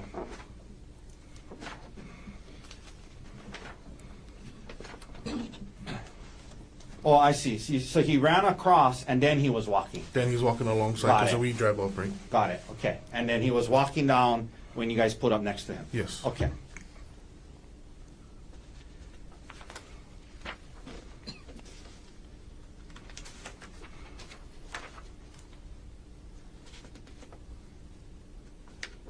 You mentioned some of the force that you used in apprehending Gerhardt, yes? Yes, sir. You mentioned that you, at the time, weighed about 300 pounds, is that right? Yes, sir. And you were with Officer Koki Koki. and Officer Borges? Yes, sir. And they're also pretty big guys, yes? Yes, sir.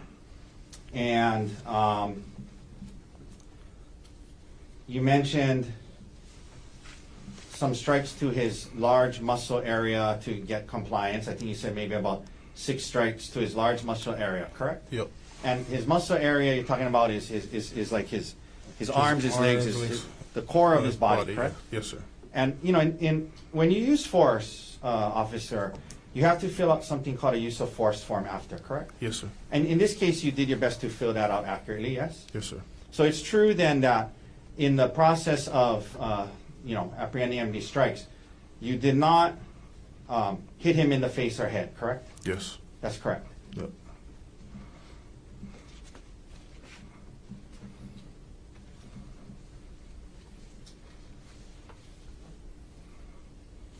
You mentioned taking him to the hospital. He had visible injuries when you were dealing with him after, yes? Yes, sir. But you believe that those injuries came from the hike, yes? Or the incident, correct? The incident from when we both fell down. Yeah. And from the hike, yes? Sure. Yes. And then you took him to Straub. Straub Hospital. And then at Straub, did you stay with him the full 5 hours? I stayed with him up until about the last hour. Then Officer Koki came and relieved us, and we went back to the station. Okay. 1 second. But to be clear, you never hit him or struck him in his face or head, correct? Yes. All right. Thank you, officer. No Yep. further questions. Any redirect?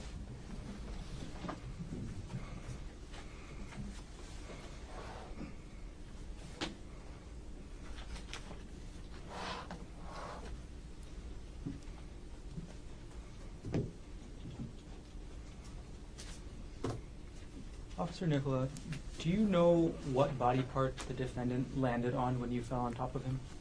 So we went forward, and he landed on his head area, like, because I went down and I was trying to grab him to stop, and we both just fell down. Thank you. No further questions. Any recross? No, thank you, officer. Officer, thank you. You Is there sit one down. out there? I think this will be. You can go out there. Watch that first side.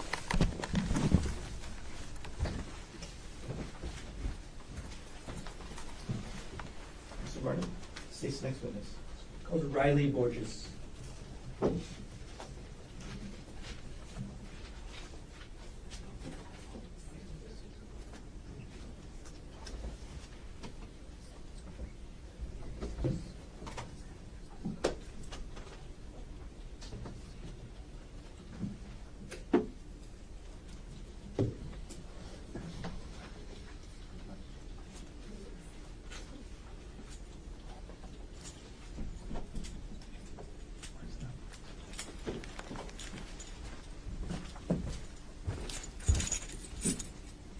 You do solemnly swear affirm that the testimony about to give shall be the truth, the whole truth, and nothing but the truth? That's right.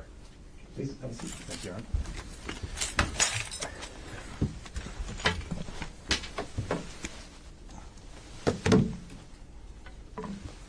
Good afternoon. Good afternoon. Could you please state your name? Riley Borges, Okay. Mr. Borges, what is your occupation? Honolulu police officer. How long have you been employed by HPD? Almost 6 years. Were you employed and on duty on March 24th, 2025? Yes. On that date, what was your assigned unit? I was part of the Criminal Investigation Division, Strategic Enforcement Detail. And at around 12:45 p.m. on March 24th, 2025, where were you dispatched to? I was dispatched to a hiking area known as the Palipuka. And what area is the Palipuka located in? It's located off of Pali Highway on Nu'uanu Pali Drive. And before you get to the puka, do you got to go to the lookout? Yes. When you got to the area that day, what were you asked to do? I was asked to canvass the area, the forestry area, to look for the suspect or evidence or anything that stuck out to us. When you say you were looking to canvass for the suspect or evidence, what was the primary objective? Primary objective for myself and like our small unit was to look for the suspect. Did you actually go up the Palipuka trail? Yes. How far up the trail did you go? I went all the way to the Puka, which is approximately about a 20 to 30 minute hike if you're going pretty fast. And can you describe the trail and the condition of the trail up to the puka? Yes, it's all dirt, some grass, loose footing, areas that have a steep incline. There's some areas that previously people tied up ropes because it's very steep to get up there. And then some areas where it's very narrow, that the cliff is right to your right. Which side, when you say it's to your right, is it the windward side or the town side? Be windward side. And do you know how big the cliff was? I would say approximately close to 1,000 feet. And when you were up there that day, what was the wind level like? It was very windy. What was the terrain, you mentioned that you hiked up to the puka. Did you canvass any other areas as well? Yes. Okay, what areas were those? The kind of landing area where the incident had occurred. And can you describe the terrain, the ground cover of that area? That area was like a small opening, relatively flat, and grass and some brush around there. And then can you describe the ground cover generally of the area you canvassed? Generally, the trail itself is kind of a beaten path. You know, it's got some grass, but overall dirt and some rock. But as soon as you go off the trail, it gets to dense forest, dense bamboo, and other shrubs and bushes. Did you search the bottom of the cliff yourself? The windward side, you're asking? Yes. No, we weren't able to access that area. How long did you stay at the Pali Lookout area on March 24th, 2025? Around 5 to 6 hours. And what time did you leave? Approximately 1,800 hours, 6 p.m. Thank you. Who was with you? I was with Officer Nicola and Officer Koki. And where were you instructed to go? I was instructed to go back to the main police station. And that's 801 South Beretania Street. Yes. What was the route that you guys were taking? So we exited the parking lot of the lookout, and we're on New Honolulu Road, headed townbound towards Pali Highway. Can you describe the vehicle? We were in a Nissan Quest, gray. It's like a van. Is this a police car or no? It's an unmarked vehicle. No police lights or sirens. Where were you positioned in the vehicle? I was in the second row, and I was in the middle, so I could see like the windshield. Yeah. Sorry, could you describe a little bit about this type of van and what you mean by that? I guess the best way to describe it is like a soccer mom van. It's, you know, a passenger van. It can hold like 7 people. It's got the automatic sliding doors, that kind of stuff. Got it. Okay. And then, so second row, was there a row behind you? Yeah. And as you were driving down New Wanupali Drive in the middle seat, what did you observe? From about 100 yards away, I could see a male exit what appeared to look like he exited the brush area and onto the road. Can you describe the male that you observed? From about 100 yards away, I could just see that it was a male, lighter in skin color, and I saw like blue clothing of sort. How close did you get to him in that vehicle? From 100 yards, when we first saw him, we drove right up to him. And then once you drove right up to him, what window of the vehicle were you seeing him out of? The windshield, primarily. And were you able to make any other visual observations as you got right up close? Yes. While we were still driving, from about 20 yards away, I was able to identify who the suspect was. Who did you identify him as? Gerhardt Konig. And how did you identify him? I previously looked at his Hawaii driver's license on our computer system to familiarize myself with his appearance. If you were to see that person again, would you be able to recognize them? Yes. If that person is in the courtroom today, could you point at an article of clothing and let us know what they're wearing? Yes. A blue long-sleeve button-up shirt. Your Honor, may the record reflect the witness has identified the defendant. Record reflect identification was made. Okay, so Officer Borges, you observe the male and identify him as Gerhardt Konig. What actions do you take next? From there, Officer Nicola parks the vehicle, and he exits first, and simultaneously we're all trying to exit, but I have to exit through the right side, which is the passenger side, and that is the opposite side that the suspect is on. Were you saying anything as you exited the vehicle? Yes, I was saying, police, stop, resisting. Could you tell us the type of voice you were using when you were saying police stop? Loud, commanding voice to announce my presence and to stop. Officer Borges, if you could, maybe you lean back from the microphone before you do this, but could you demonstrate? Yes. Police, stop! Thank you. Did you give the defendant a chance to comply? Yes. About how long? A few seconds. And how many times did you say police stop? I don't know the exact number, but we're trained to just continuously say that until we get compliance. What did the defendant do after you said police stop? As I was saying police stop, I noticed that he was trying to go further into the brush area, which is immediately off the road is the forest.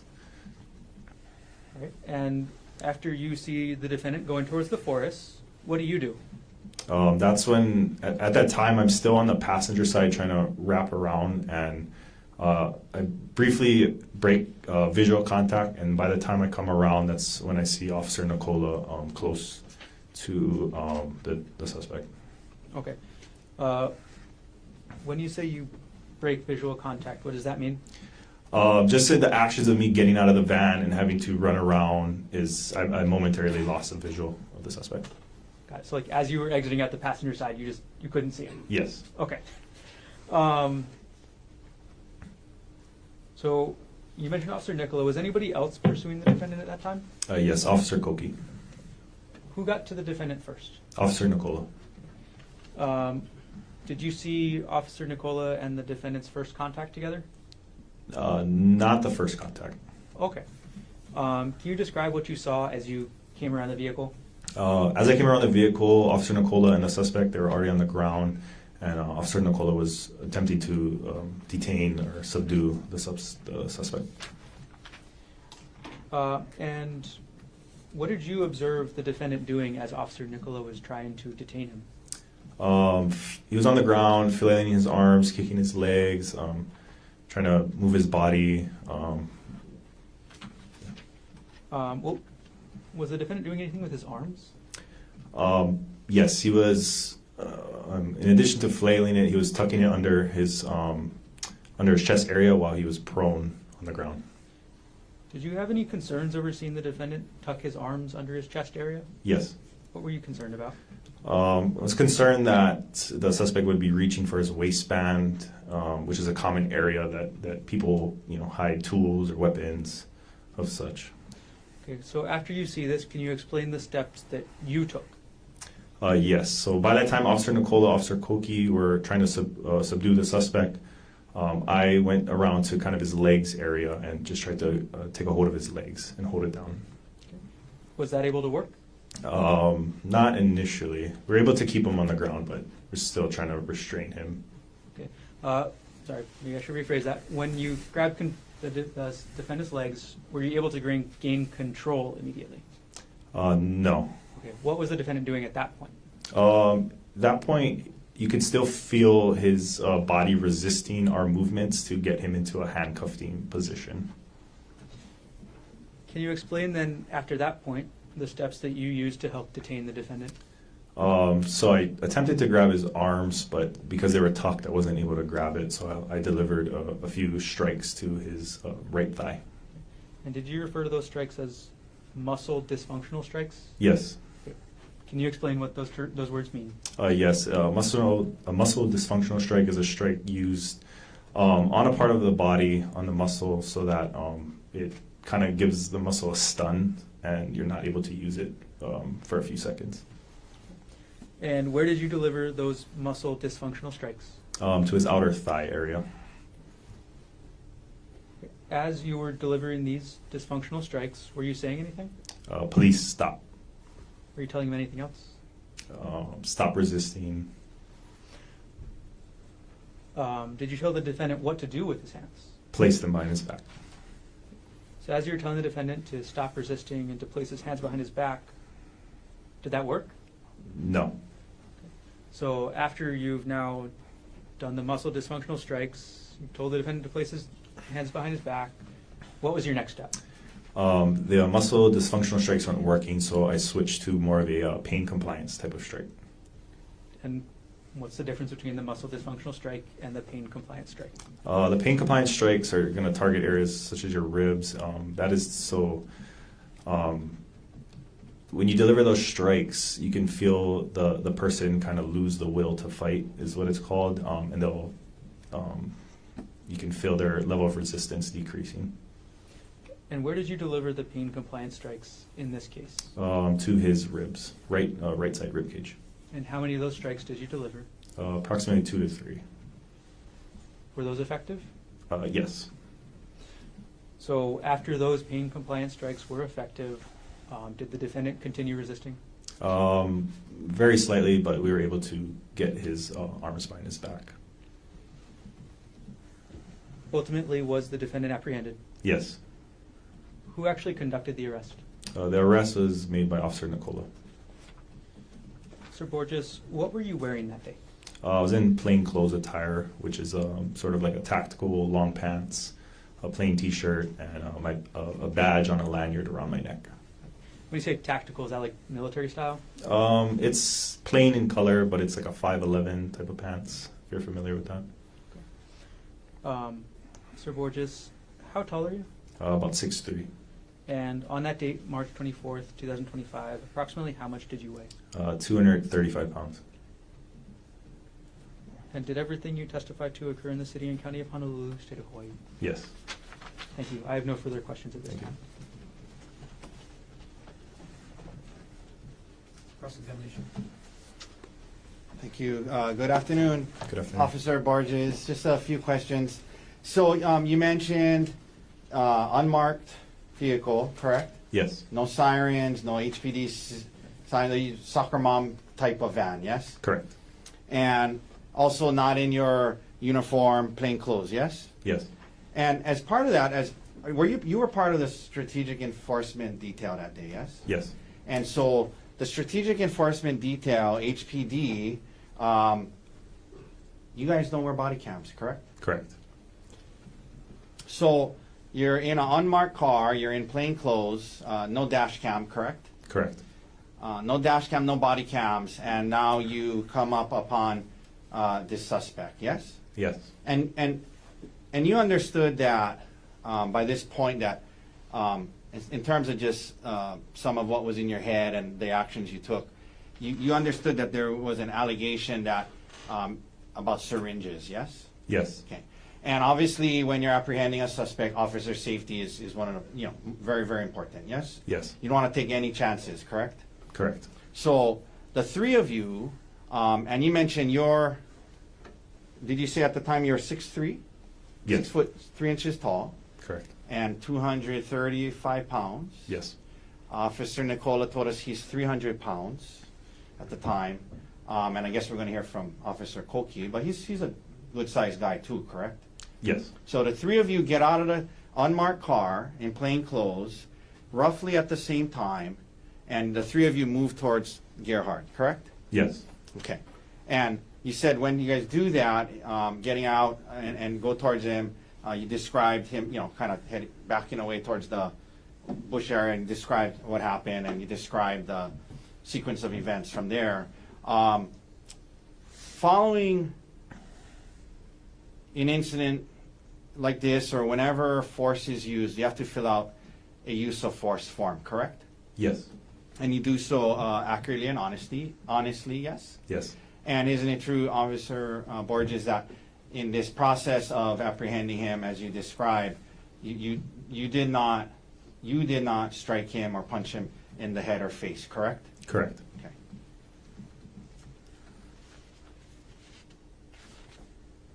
One second.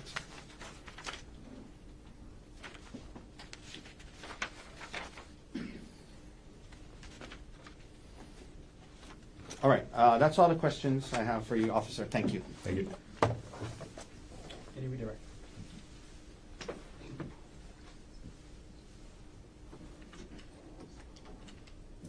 No, thank you. Officer Borges, thank you very much. Thank you, Your Honor. Watch that first step. Yes, thank you, sir. Mr. Garner. Today's next witness, Ashton Kofi.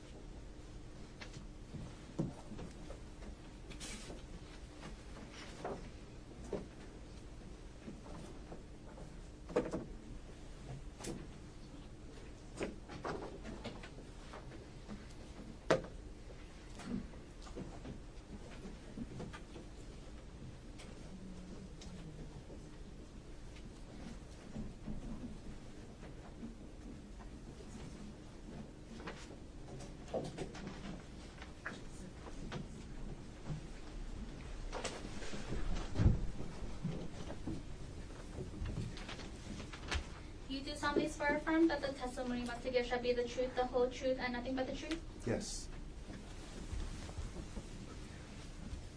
Okay, good afternoon. Afternoon. I guess I see you made it through the traffic. Yes. Okay, could you please state your name for us? Ashton Koki. And what's your occupation, Mr. Koki? I'm a police officer with the Honolulu Police Department. Okay, Officer Koki, how long have you been employed by HPD? A little over 7 years now. Were you so employed and on duty on March 24th, 2025? Yes. And on that date, what was your assignment? I was assigned to the Criminal Investigation Division, Strategic Enforcement Detail. Is that also known as SED? Yes, sir. What does SED do? SCD is an investigative unit within the Criminal Investigation Division. We investigate criminal cases involving firearms, murders, attempted murders, and whatnot, and also assist with the other details within CID, or Criminal Investigation Division. Got it. On around 12:45 p.m. on March 24, 2025, where were you dispatched to? To the Puka Trail. And did you actually go up the trail that day? Yes, I did. Overall, that whole day, how long did you spend up at the Puka Trail area? Roughly about 5 hours. What were you doing up there? We were assisting with canvassing the area for any evidence, and also locating the suspect, attempting to locate the suspect at the time. Were you able to find the suspect during those several hours? No, not during that time we were searching. And can you describe the area you canvassed? Rocky, a lot of trees, dirt. It was on the hillside near the cliff area of the Pali. Which side was the cliff on, the town side or the windward side? Cliff was on the windward side, so the hillside would have been on our town side. And overall, how big was the cliff on the windward side? It was a big drop. And the hill or the mountain on the town side, could you describe that for us? It was very steep, filled with a lot of like grassy brush area, trees. Okay. And all right, were you able to find any evidence as you canvassed the area? Not myself, no. Okay. So you yourself didn't find any evidence during those several hours of canvassing? No. And you said you stayed there for, I'm sorry again, about 6 hours? Roughly 5 to 6 hours. And what time were you leaving? I left at around 6 p.m. Who was with you? Officer Nicola and Officer Borges. And where at that point were the three of you guys instructed to go? We were instructed to go back to the main police station. The main police station meaning 801 South Beretania Street? Yes, correct. And can you describe the vehicle that you three were in? It was an unmarked city-owned police vehicle, described as a gray Nissan van. Where were you positioned in the vehicle? I was in the front passenger seat. And what road were you taking back down? Nu'uanu Pali Drive. And as you were driving down Nu'uanu Pali Drive, what did you observe? I saw about 100 yards away a male exit the brush area from the hillside, crossing over Nu'uanu Pali Drive, running across towards the Pali Highway. Can you describe the male you observed?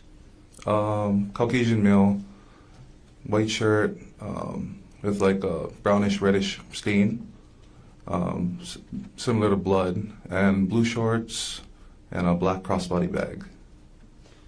How close did you get to that male in your vehicle? Roughly about 10 feet away. Based on your visual observations, were you able to ID the male? Yes. Who did you identify him as? Gerhardt Konig. And if you saw that person again, would you be able to recognize them? Yes. If that person's in the courtroom today, can you point out that person and let us know an article of clothing that they're wearing? He's wearing a blue dress shirt, sitting there. Your Honor, may the record reflect the witness has identified the defendant. Record will reflect identification was made. All right, Officer Koki, once you observe the male and identify him as Gerhardt Konig, what actions do you take? The vehicle came to a stop, so I exited my passenger side, opened the door, stepped out, and I gave a verbal command to the suspect. What verbal command did you give? I told him, "Police, show me your hands and get on the ground." And what tone of voice did you use? A commanding voice. I was yelling at him, basically. Could you maybe lean back from the microphone and then demonstrate for us how you yelled that? Okay. "Police, show me your hands. Get on the ground." And did you give the defendant a chance to comply with that? Yes. What did the defendant do after you said, "Police, show me your hands and get on the ground"? He began to flee, townbound, into the brush area near Nu'uanu Pali Drive. As the defendant attempted to flee into the brush area, what did you do? I began chasing on foot as well, and until we were able to catch up with him. Who else pursued him? Officer Nicola. And who got to the defendant first? Officer Nicola did. And what happened? And what happened when Officer Nicola got to the defendant, if you saw? Officer Nicola got a hold of the suspect. They both fell to the ground at that point. After Officer Nicola and the defendant fell to the ground, did you physically engage as well? Yes, I did. Why did you decide to get involved? As Officer Nicola was on the floor with the suspect, I saw he was struggling a bit, so I intended to help by physically getting involved. And what kind of force did you use when you got physically involved? I used a joint lock technique to get a hold of his arm and also hold his legs down. You said joint lock. Do you also mean wrist lock? Yep, wrist lock. Could you explain to us what a wrist lock is? Basically, gaining control of his hand, putting his wrist in a position where I could still withhold control of him without allowing him to move at that point. At the point that you were trying to do the wrist lock, and you also mentioned holding the defendant's legs down, were you in contact with anybody else? I was trying to get in contact with other officers that were in the area via our police radio. And ultimately, was the defendant apprehended? Yes. Who conducted the arrest? Officer Nicola. Officer Koki, how tall are you? I'm about 6'3", And as of March 24th, 2025, how much did you weigh? 300 pounds. What were you wearing that day? I was in plain clothes, non-uniform. So I was wearing a t-shirt, long pants, covered shoes. I also had my firearm with me, extra magazines, handcuffs, and a police radio.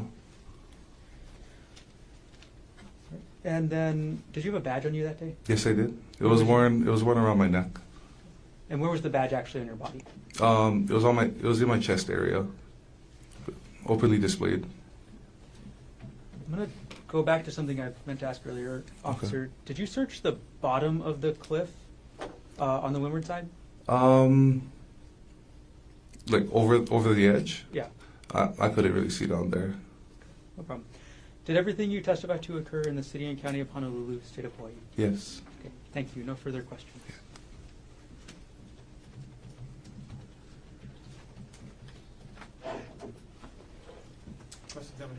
Good afternoon, Officer Koki. Thanks Sir. for being here. Just a few questions.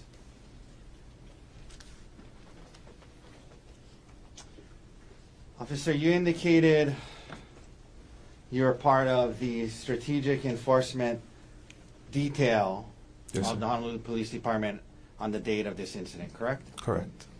We also heard from Officer Nicola and Borges, who are also part of the strategic enforcement detail of the Honolulu Police Department, correct? Correct. You, at the time, when you were in the strategic enforcement detail, were 6'3", 6'3", 300 pounds, yes? Yes, sir. Officer Nicola, who was part of the strategic enforcement detail, testified today that he was 300 pounds. That's about right to you. He's 6 foot, 300 pounds, Officer Sure. Nicola, Yeah, roughly. roughly. Officer Borges testified today. That's your partners, right? You work with them, right? Yes, correct. Yeah, 6'3", 245 pounds, sound about right? Yes. Okay, so three of you, 6 foot, 6'3", 6'3", 300 pounds, 245 pounds, 300 pounds, correct? Yes. All part of the Strategic Enforcement Division, yes? Yes, sir. Okay. Your Honor, I'd like to ask if he could stand next to Dr. Konig. Okay. Ready? Officer, please come stand down here on this flat ground, please. Okay? So have this right here is fine. Good, thanks. Dr. Konig, please stand. Okay? So, okay. You're roughly the same height as Officer Koki? I'm Cookie. I'm sorry, as It's okay, it's Officer Borges? Yes. Okay. And 300 pounds, roughly the same weight as Officer Nicola? Yes. Okay. Go ahead. You can have a seat. Thank you. Now, your testimony is that the three of you had some struggles apprehending him, correct? Yes.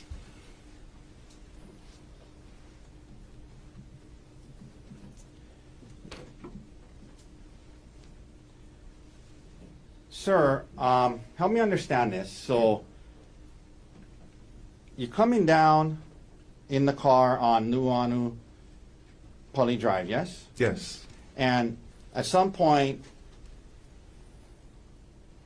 the suspect, Dr. Konig, is spotted up ahead, correct?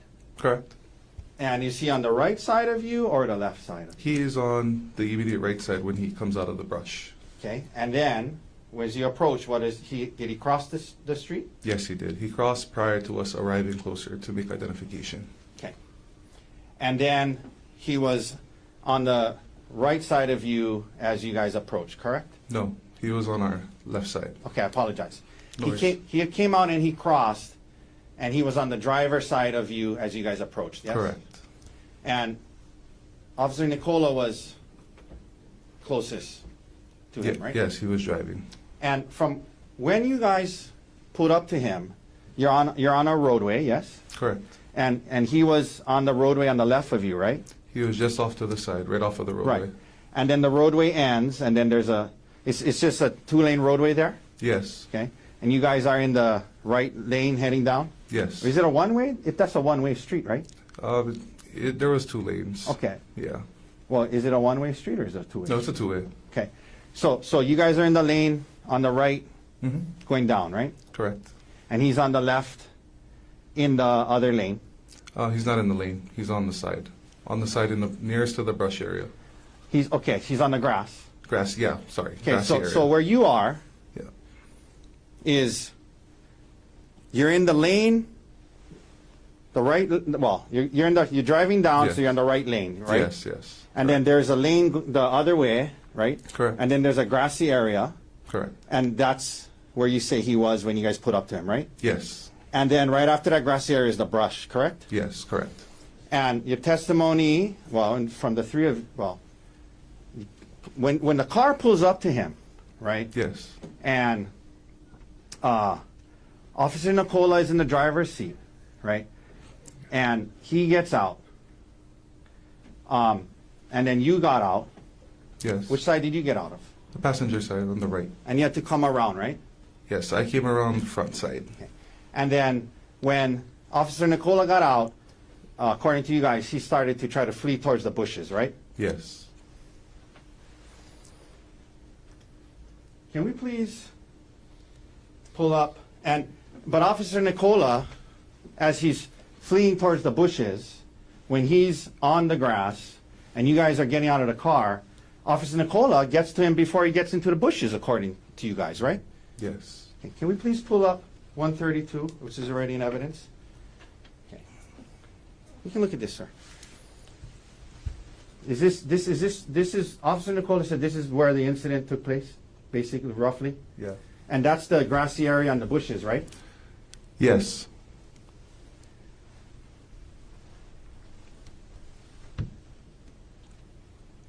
And that's the grassy area he was in, you just said, as you guys approached, right? Yes.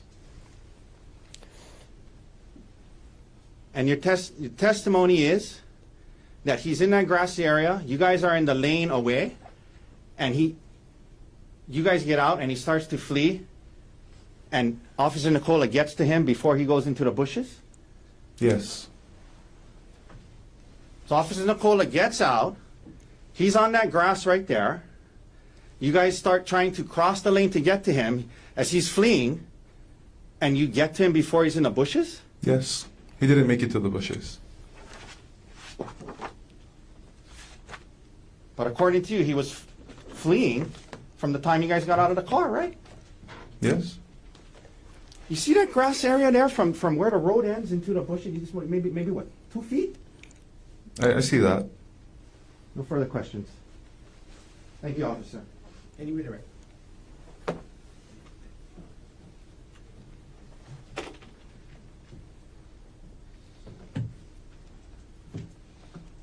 Mr. Koki, how fast are you? I would consider myself pretty fast. Did you play any sports? I played sports. What sport? I played multiple sports, but my main sport was football at the time. What level of football did you get up to? Division I. Who did you play for? I played for UNLV. And what positions you play? I played defensive line. how important is D-line, or how important for a D lineman it is to be quick? Very important. Thank you. No further questions. Yes. Yes. So first of all, it wasn't you who got to him first. It was Officer Nicola, right? Correct. And he's 300 pounds, right? Correct. And no matter how fast you are, if you know from where you are to where I am, do you think I can get to this table before you got to me? Even though you played D1 football, you think I could probably get there before you got to me? Probably, right? Probably. All right. Thank you, sir. Any other questions? No more questions. Thank you. Ladies and gentlemen, let's take our afternoon recess. We'll start back up at 2:45. Leave your notebooks on the chair.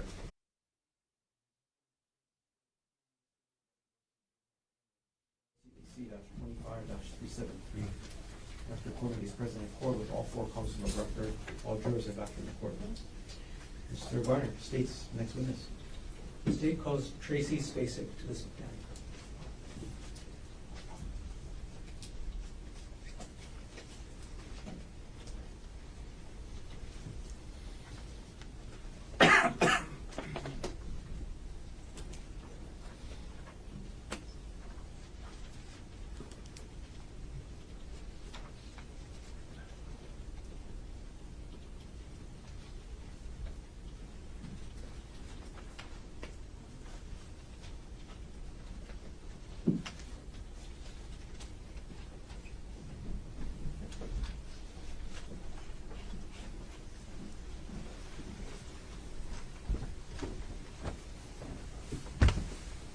You do solemnly swear or affirm that the testimony about to give shall be the truth, the whole truth, and nothing but the truth? Yes. Listen.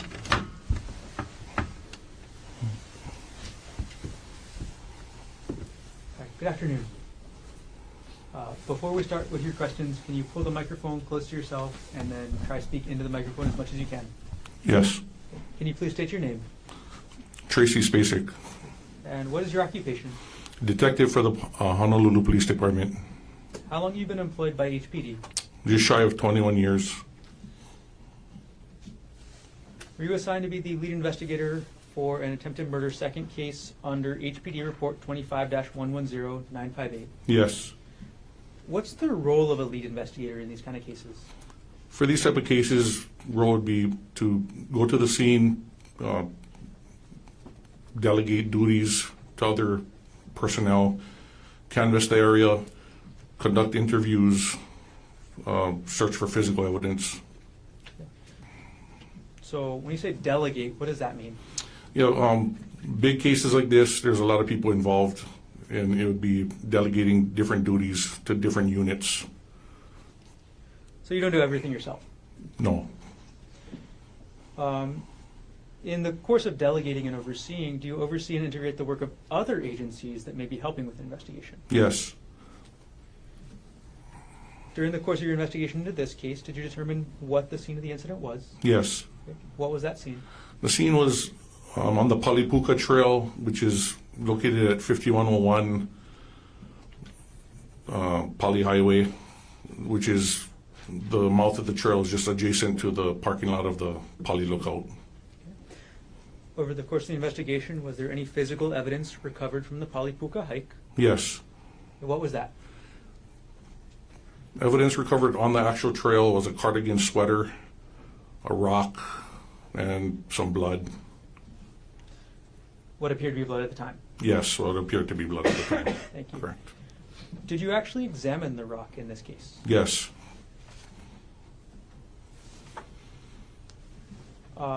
Was the rock smooth or jagged? It was jagged. When you examined the rock, where did you retrieve it from? I retrieved it from HPD's evidence room. Okay. And as a detective, are you allowed to enter the HPD evidence room alone to retrieve evidence? No. Who is allowed to enter the HPD evidence room to retrieve evidence? Just the evidence specialists that are assigned there, And the custodians? and the custodians. Right. And was this rock listed as in the evidence room as item number 2 under HPD report 25-110958? Yes. What date and time did you retrieve the rock from the evidence room? I retrieved the rock from the evidence room on March 27, 2025, at about 14, 57 hours. And what was your purpose in going to retrieve the rock? My purpose in retrieving the rock was to take photos of it, weigh it, and measure it. Right, and is that what you did? Yes. Detective, I'm going to show you what has been previously marked as States Exhibit 68 through 71 inclusive. Previously shown to defense counsel, but showing one more time. May I approach the witness? Yes.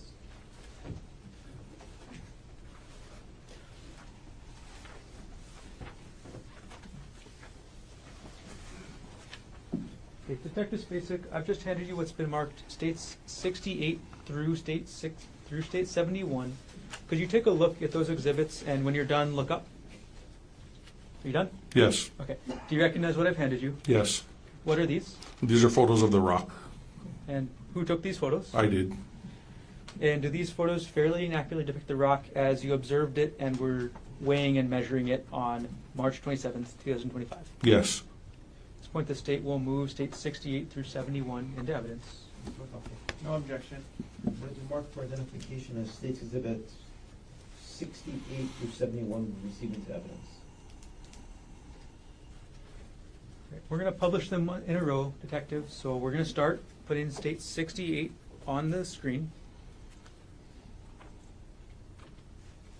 Okay, and you can see it up there, but you can also follow the exhibit that you have Okay. with you. Oh, yeah. What does this photo show, Detective? Shows a photo of the rock, In which part of the rock? the jagged side with blood, well, or what appears to be blood on it. Okay. And why did you take this photo? I just want to take this photo just to, so you can see the side of the rock that possibly had made contact with human skin. Okay. We're going to now publish States Exhibit 69. Detective Spacek, what does this photo show?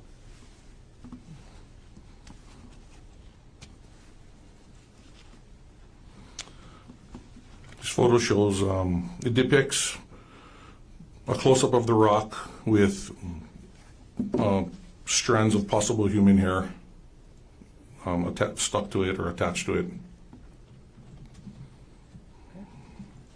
We're going to publish now States Exhibit 70. Okay, we've got States Exhibit 70 on the screen, Detective. What does this exhibit show? This exhibit depicts the rock and one of the measurements that was taken with a ruler. Okay. And our last photo for now, publishing States Exhibit 71. What does this photo show? This photo depicts the rock sitting on a scale. Okay. Now, was this, super technically calibrated scale? I don't believe so. No. Okay. What was the purpose in taking the photo? Purpose in taking the photos was just to show the consistency of the surface of the rock, what was on the rock at the time it was recovered, and also to show the dimensions of the rock, the width and the length, and also the weight. Okay. And when we're speaking about weight, we're speaking generally, right? Generally, yes. So the general weight of the rock. Okay. And what was the general weight of the rock? The general rate of the weight of the rock was a little over a pound, maybe like a pound, 1.2 pounds. I'm going to zoom in on the screen on the scale right there. Does that say, and you can look at the screen here, Detective, say 1 pound, 2 ounces? Yes. Okay. I'm going to take the exhibit down. Okay, and I'm going to actually walk up and retrieve those exhibits from you now, Detective.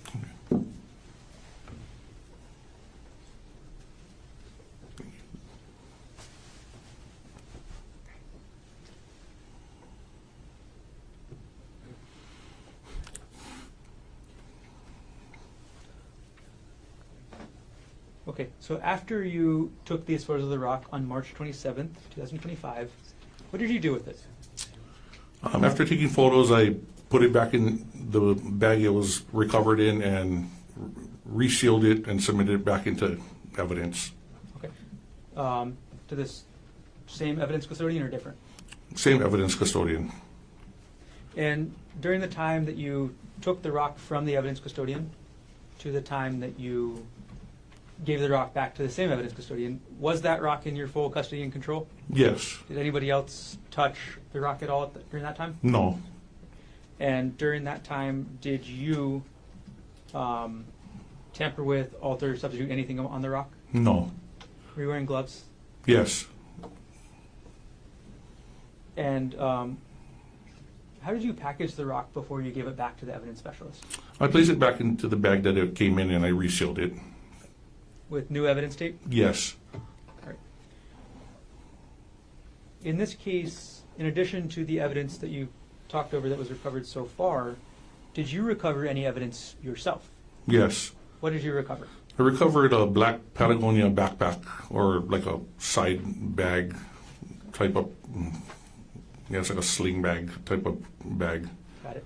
And can you describe for us the circumstances of how you recovered that? Yes. After the suspect was arrested at the scene, or just a little bit lower than the scene, I recovered the backpack or that bag from Officer Chauncey Nicola. Okay. After you recovered that bag from Officer Nicola, what did you do with it? When he handed it to me, it was already in a brown bag. I recovered the bag and took it back to when I went back to the station, I sealed up the bag, labeled it, and secured it in my drawer, my office drawer, that can be locked with a key. Got it. All right, Detective Spacek, I'm going to now approach with what's been marked as State's Exhibit 72, showing to Defense Counsel. May I approach, Your Honor? Yes. Okay, Detective, I've just handed you what's been marked as State's Exhibit 72. Do you recognize what I've just handed you? Yes. What is it? It's the bag that I sealed and labeled. Is it a photograph of that bag? Yes. Okay, and where's the bag in the photograph? It's in the drawer that I secured and locked it in. And does this photograph fairly and accurately depict the bag after you put it in that drawer at your desk? Yes. At this point, the state moves Exhibit 72, State 72, into evidence. Mr. Otake, No objection. what has been marked for identification as State's Exhibit 72 is received into evidence? Okay, and Detective, I'm going to put it up on the screen next to you and ask a couple questions.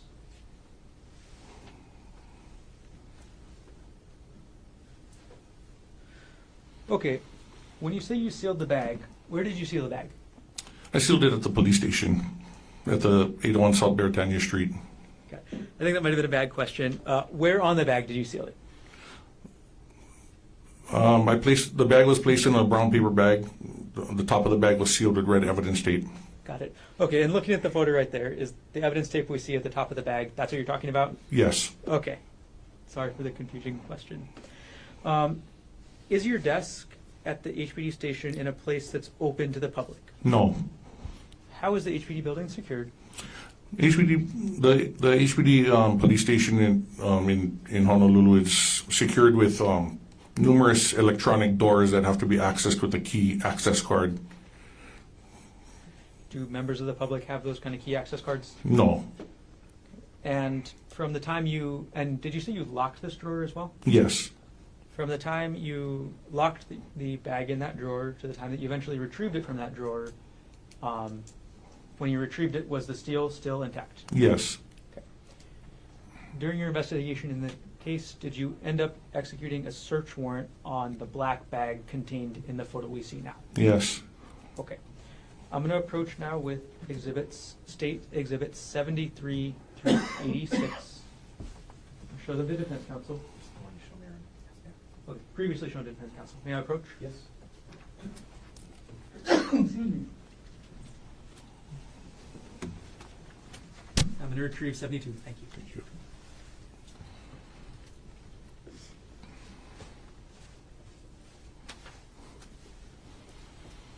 Okay, Detective Spacek, I've handed you what's been marked as State's Exhibit 73 through 86. Could you take a minute and flip through and make sure you see every exhibit?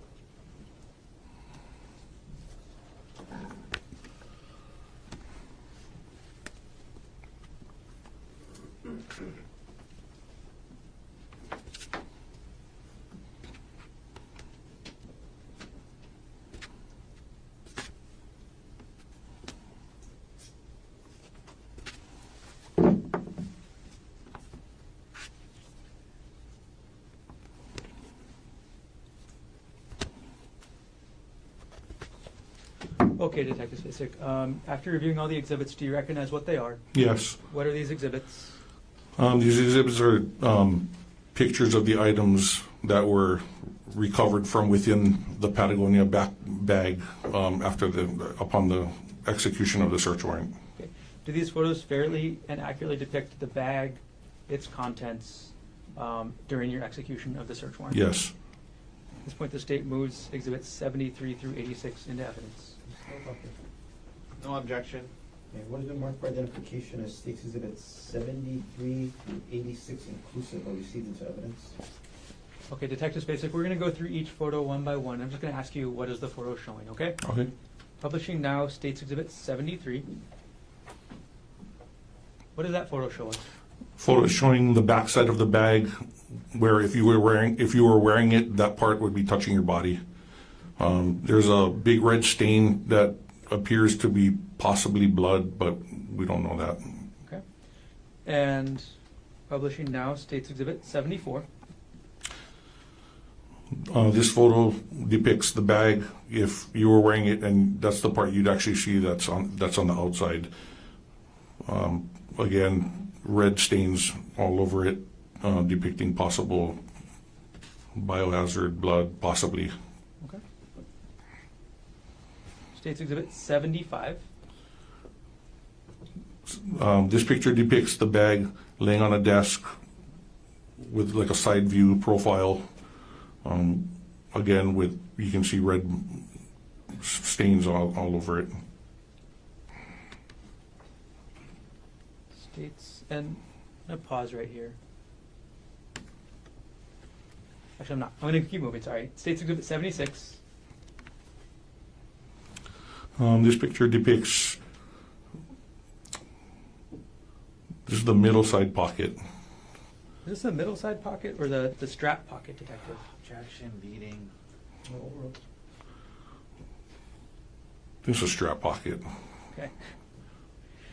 No problem. Did you find anything in there? Yeah, no, nothing was in there. Sorry.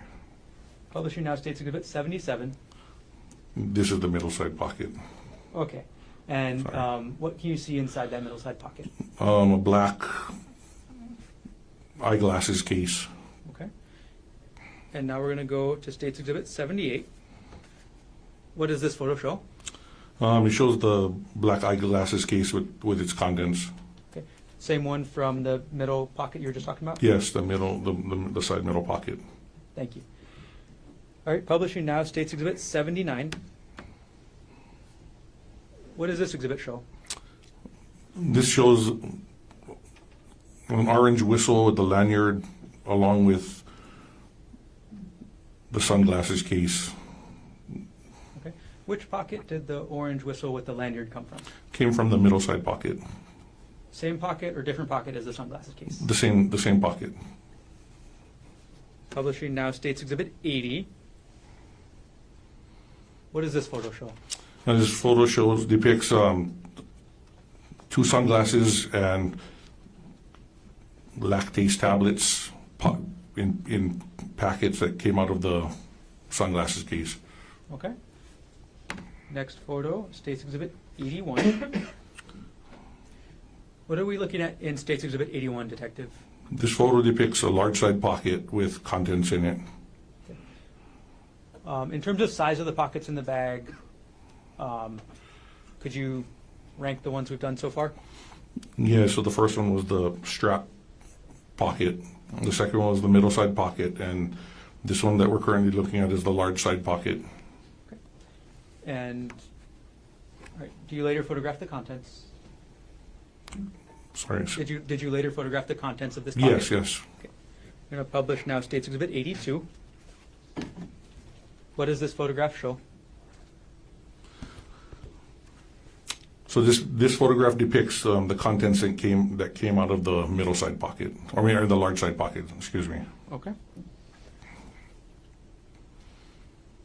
Were there any other contents of the large side pocket other than these? No, just that. Publishing State's Exhibit 83. What does this photo show? This photo depicts an Apple iPhone. Okay.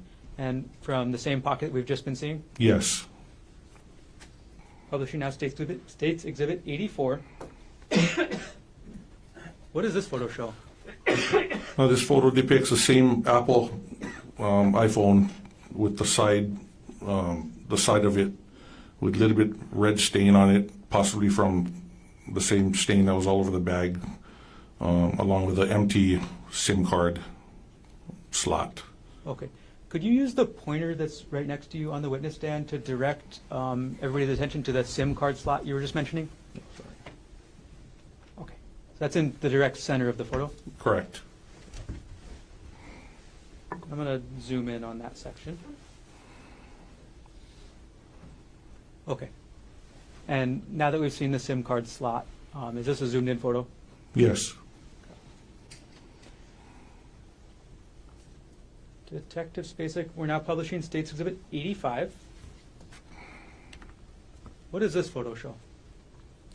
This photo depicts the actual SIM card, a loose SIM card, and a SIM card holder. When you open this Patagonia backpack, where were the SIM card and the SIM card holder? They were just in the bag, in the actual pouch, the large side pocket, just loose, just lying there. Was there any SIM card or SIM card holder installed into the phone? No. Do you recall if the phone was on or off? It was off. All right, publishing now States Exhibit 86. Detective Spacek, what does this exhibit show us? This picture depicts the cash that was found in there, along with various credit cards and Hawaii driver's license. This was all actually clipped to money clip, this carbon fiber money clip. Could you use that pointer and point to us where the money clip that this all came in Yes. is? All of these items were all bunched up and clipped into this money clip right here. Okay, and you're directing your pointer to the left side of the screen. Correct. Okay, thank you. Okay. I'm going to take the exhibit down. And I'm going to retrieve that stack of exhibits from you now, Detective.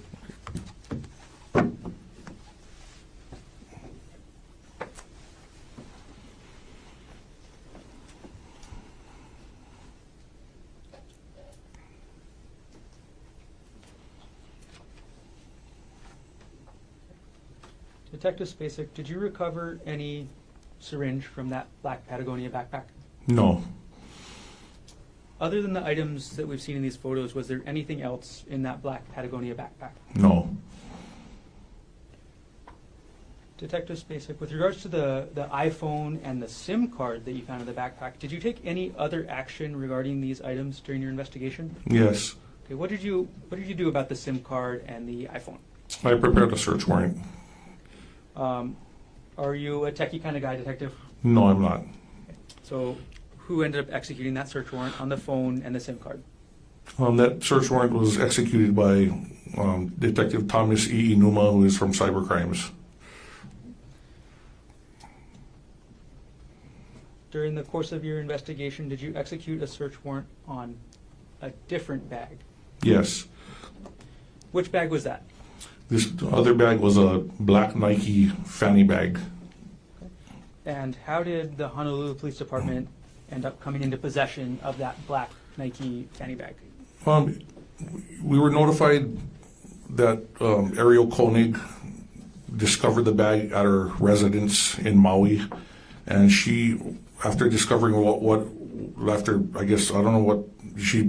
after she discovered what was in it or whatever, she ended up notifying Maui Police Department, who then recovered it as evidence, and that's how it ended up getting shipped to us. Okay.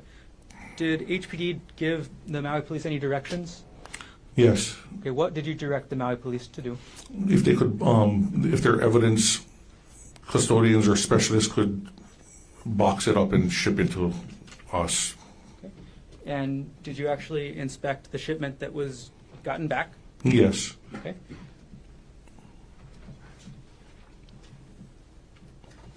All right, I'm going to publish now what's already in evidence. States Exhibit 87.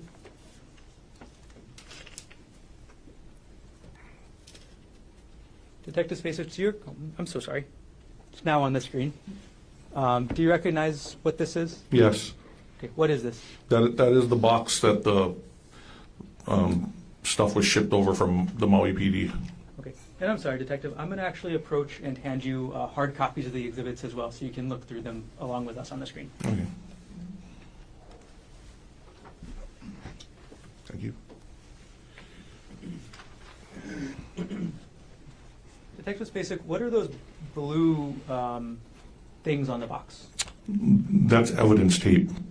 When you received the box, was any of the evidence tape broken? No, it wasn't. All right, we'll now publish State's Exhibit 88. What does this exhibit show? This photo depicts the actual Nike bag itself. I'm going to publish State's Exhibit 89. What does this photo depict?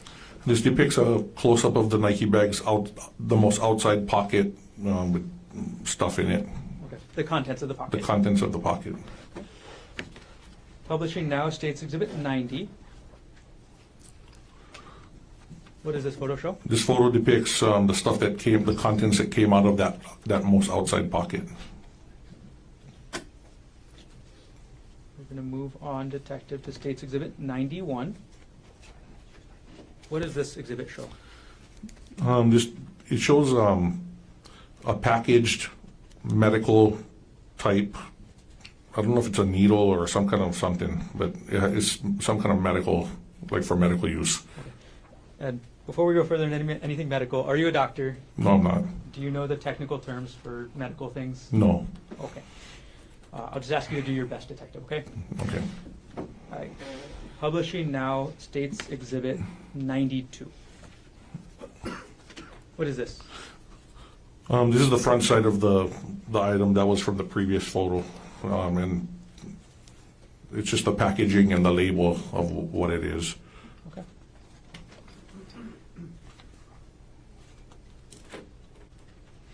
All right, I'm going to publish now State's Exhibit 93.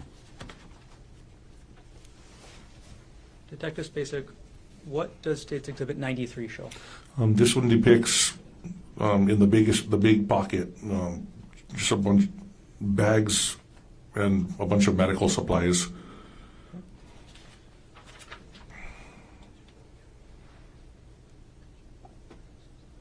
going to publish State's Exhibit 94. What does this exhibit show? This shows all the contents that was in that pocket of the bag. Okay. And although you may not be an expert, do you recognize any of the medical supplies? Yes, it looks like a stethoscope, syringes, a bunch of maybe medicine vials. Looks like IV bags, safety glasses. Publishing State's Exhibit 95. What does this exhibit show? This shows vials of medication, and I don't even know what that is. In the red, the top right. On the top right, you don't recognize what that is? No. It's okay. We'll publish now State's Exhibit 96. Do you know what these are, Detective Spacek? No, I don't. Okay. We'll move on. Publishing now State's Exhibit 97.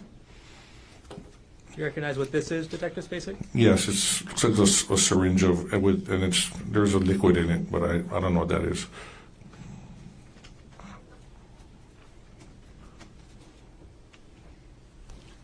Publishing now State's Exhibit 98. Could you tell us what this exhibit shows?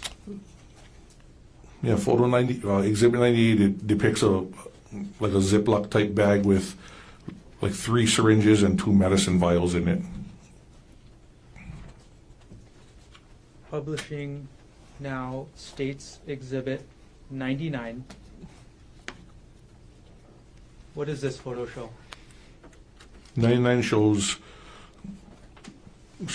also shows like a Ziploc bag with different type of syringes and 2 medicine vials. publishing States Exhibit 100. What does this show? It also shows another like Ziploc with looks like big syringes, maybe some small ones, and a medicine vial. States Exhibit 101. What does this exhibit show? This one depicts a Ziploc bag with a bunch of unopened syringes in packages. All right, and publishing States Exhibit, we're almost at detective. States Exhibit 102. What does this photo show? This photo shows the very back pocket. Like if you was wearing the bag closest to your body, that's the contents of that back pocket. And publishing States Exhibit 103. And this photo depicts looks like a charging cord, the lactase tablet packets. I don't know if that's a mask. Looks like some metallic hooks where you to hang IVs. I'm not sure. And his work ID maybe. I'm sorry, what exhibit number was that? Exhibit 103. And then the green. I'm not sure if that's needles or I'm not sure. Okay. Got it. All right, I'm going to take the exhibit down.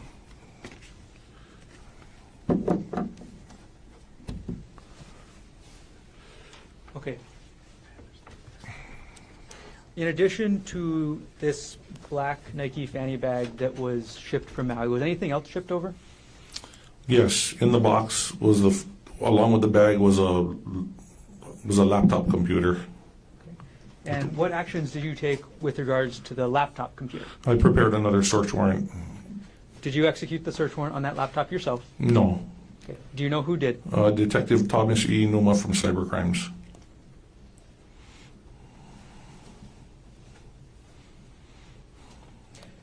All right, I'm going to collect those exhibits I just handed you, Detective.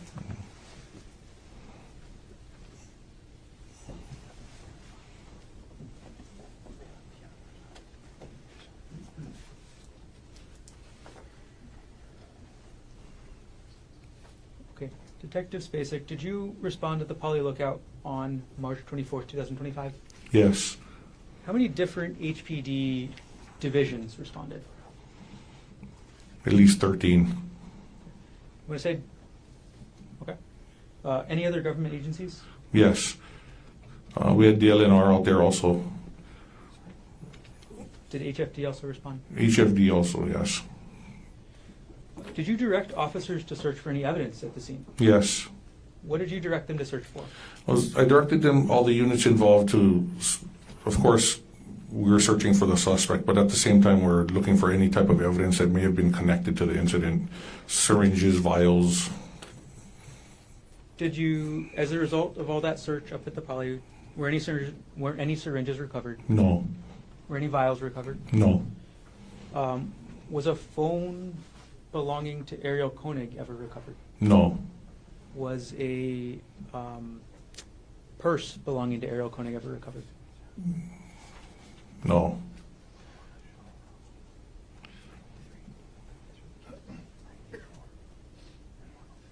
When defendant was arrested, were any syringes found on his person? No. Did you order the officers to search the bottom of the cliff or the bottom of the Poly on the windward side? Yes. But we were unable to do so because just the area where it's situated, in order for anybody to go down there, they'd either have to rappel, which was it's way too high, or just be inserted by helicopter or hike in. But if we was to hike in, it would probably take several hours to even get in there. You'd have to cut a path. It would have been hard. Is there any trails that you're aware of that go to the bottom of that cliff? No.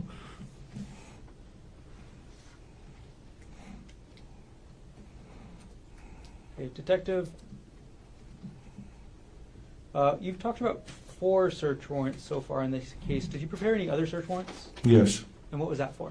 For Buccal swab to recover from the suspect. And did you execute that search warrant yourself? No. Do you know who did? Yes, was Mohammed Salameh. Right, Detective. Aside from what you testified about from the Maui police, did everything else you testified about occur in the city and county of Honolulu, state of Hawaii? Yes. Thank you. No further questions at this time.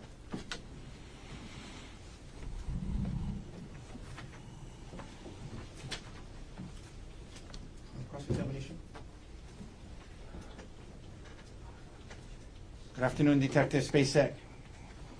Just a few questions. So were you the lead detective on the case? Yes. So part of your job was to kind of decide who to interview, and as part of it is you decide which witnesses we should follow up with an interview, correct? Yes. And then that way you establish contact with them, you have their contact information. If you need to subpoena them to come or testify, then at least you're in touch with them too, right? Yes. Did you interview a man in this case by the name of Jeff Miller? Yes. And you interviewed him, you had his cell phone, his address, Yes. and you talked to him, yes? Yes. Okay. Now, you talked about collecting evidence and documenting it. Did you go hike up the trail that day? No. Okay. But you sent evidence specialists to go up there and take some photos of the rock, right? Yes. And she took photos of the rock, right? Yes. Were you aware as the lead detective that another officer had moved the rock around before she photographed it? I was aware that it wasn't in the place that it should have been when she photoed it. You were aware that it was not in the place that it should have been when she photographed it, right? Well, I was aware that where she photoed it, it wasn't where supposedly it originally was. Okay. Did you document that in your report in any way, sir? No.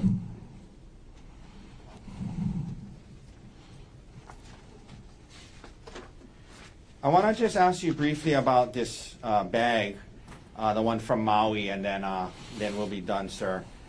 First of all, just to be clear, Mr. Dirks, could we please pull up Exhibit 93? Sir, you can see this on the screen here. Yes. So just to be clear, just to be crystal clear, this bag was recovered on Maui, not on Oahu, correct? Correct. And then on Maui, it was recovered to your knowledge because when Ms. Konig says she discovered it, she actually contacted her attorney who then talked to the Maui police, correct? Correct.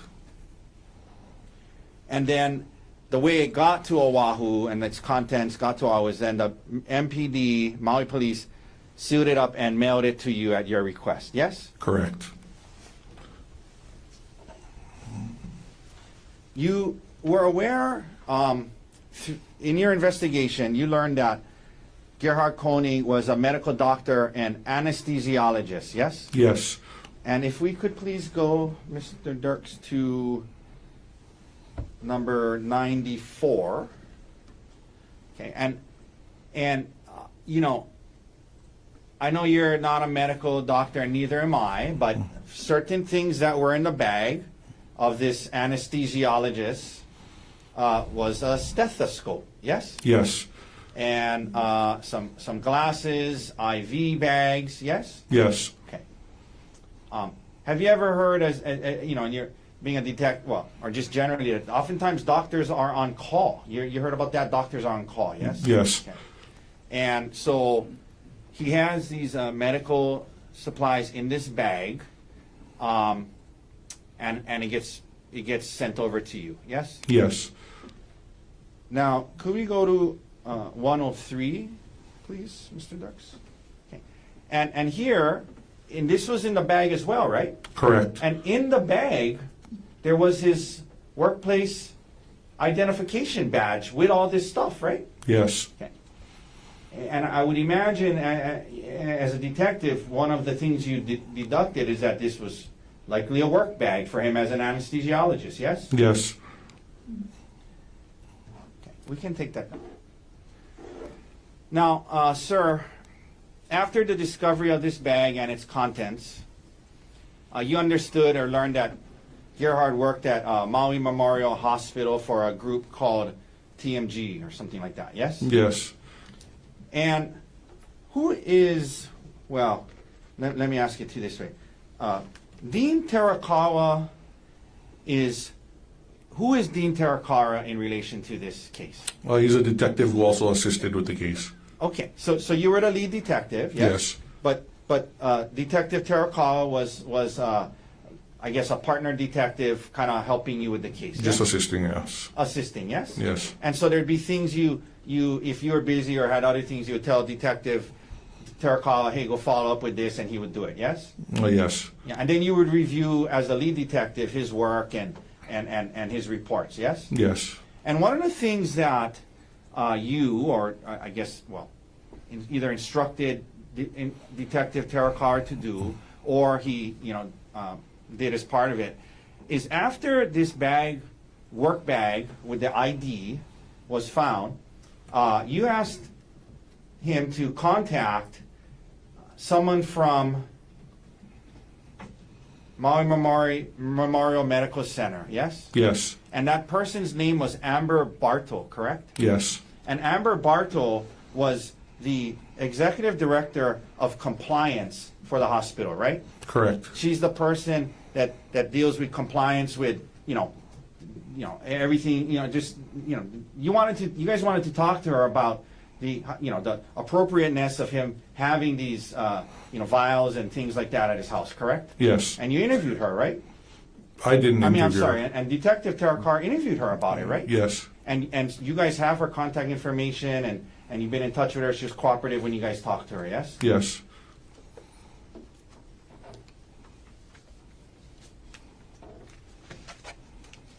One second, Detective.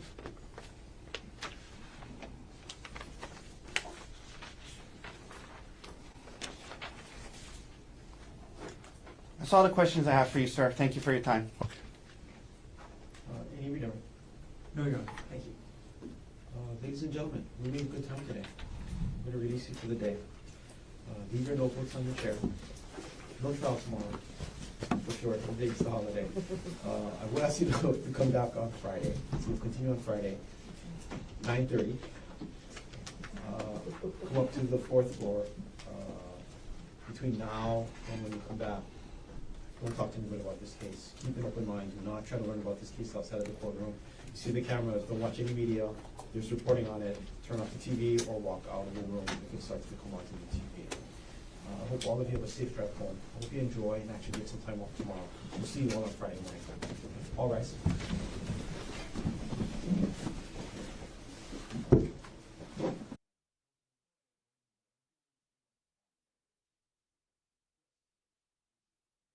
Concern with the way that examination of Detective Spacek just ended. At the motions eliminate hearing, Your Honor, the state was allowed to introduce the photos of the contents of Dr. Konig's bag, the Nike fanny pack from Maui, for the purpose of showing the defendant's actual possession of syringes and vials. At that hearing, the state did disclose to the court and argued, so the court should be aware, that Ms. Bartow did provide a statement about Maui Medical's or their requirements for how anesthesiologists will get those syringes and vials for each case. And what Ms. Bartow told the police was not, it's okay for Dr. Konig to have those things. What she said is that each anesthesiologist will remove those items from what's called the Pyxis cart on a case-by-case basis. Now, the court excluded the state from getting into that, and I understand the court's reasoning. It was a prior bad act, right? Or could be conceived as a prior bad act. Yes, but now with the examination and the way the questions came out, it was heavily implied to the jury that Ms. Bartow is cooperative and would somehow testify that the defendant had absolute permission from Maui Medical to have those items. So I am asking the court to revisit that issue. If I may, what was turned over in discovery is this, and I'll read it to you. Dear Detective Terakawa, I'm following up regarding an organizational review you had requested regarding our facilities policies. There are barcodes on all medication that are still in their commercial vials. We have 2 policies that govern how drugs are stored and accessed. Automated dispensing cabinet and controlled substances. There is not a specific policy for anesthesiologists. Within the policies address authorized access, distribution, handling, and the audit reconciliation. Since anesthesiologists are normally accessing the anesthesia Pyxis cart, during a procedure, they log into the Pyxis using their bio ID and it unlocks. They input what they're taking out of the Pyxis, document Pyxis transaction, and document in the electronic health record what they're administering to the patient. All of the meds on the list provided are non-controlled, and then it lists the meds. Please let me know if you also receive feedback on if the prosecutor, wants to do a search warrant for the locker in the facility. If you have clarifications, let me know. That's what we were provided, that there's no policy and that there was no policy violation, at least that she indicated. So simply asking him, he brought up what the detective did as part of this investigation. So I'm just following up on who else he interviewed, such as Jeff Miller and Amber Bartle. So, and he could have objected if he thought it was a problem, and he didn't. So that's all I asked is if he interviewed her, she was the compliance person, if he interviewed her. That doesn't now open the door to prior bad acts or anything like that. Anything else to add, Mr. Barr? I think the word using the phrase opening the door is not correct. Opening the door is involved with, the entrance of evidence that's inadmissible. And I'm not saying that what Mr. Otake was asking is, I'm not arguing that what he was saying was inadmissible. What I'm saying is it does make relevant, and it's essentially using the motions of limited ruling of this court as a sword rather than a shield. So that's the issue that's here. No, I understand the argument, because the impression is left that Ms. Barcel believed that this was compliant with hospital policy. I never asked that. I understand. But at this point in time, the court's not going to take any further action. If there is other evidence that makes possession of the vials or medication and compliance with hospital policy relevant, then we can revisit the issue at that point in time. I'm happy to revisit in the future if that happens. I'll also probably raise before closing an argument. I'm sorry? I'll also probably raise before closing whether this is something that should be argued at this point as well. Say that again, Mr. Martin. I'll raise before closing whether there should be any limitations on the type of argument with regards to that type of evidence. Oh, I understand, yes. Okay. Anything else you want to take up on record? Nothing else. How about you, Mr. Otake? On record before Friday,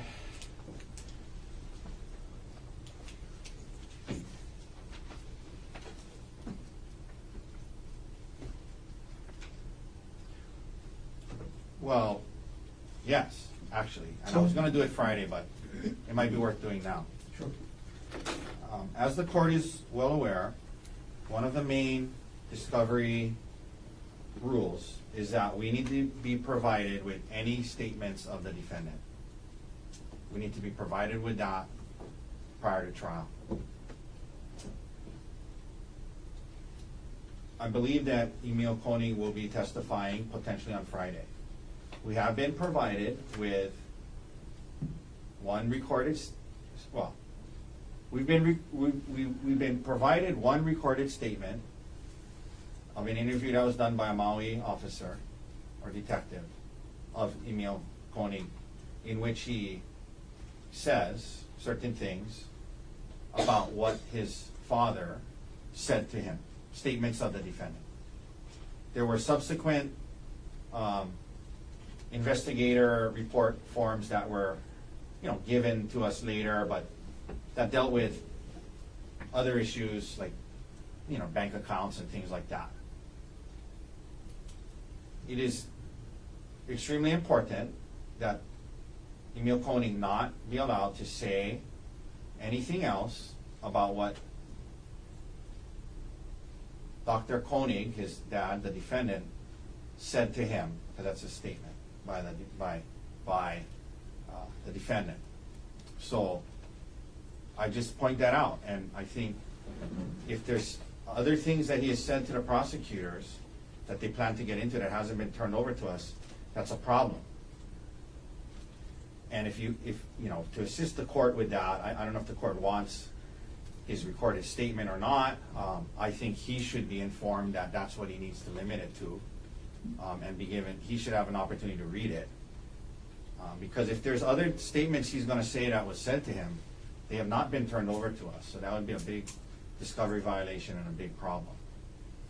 And so I raise that now, so hopefully the state can advise him of that he can't go beyond the statements that have been provided in his recorded statement.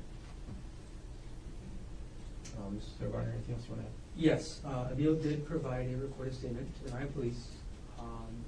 He also told several other people what he heard the defendant say that day, and Emil's characterizations of that conversation regarding that have been turned over to the defense. So the other places those are from is from Peter Mast, Judith Mast, and Jessica Patella Ray.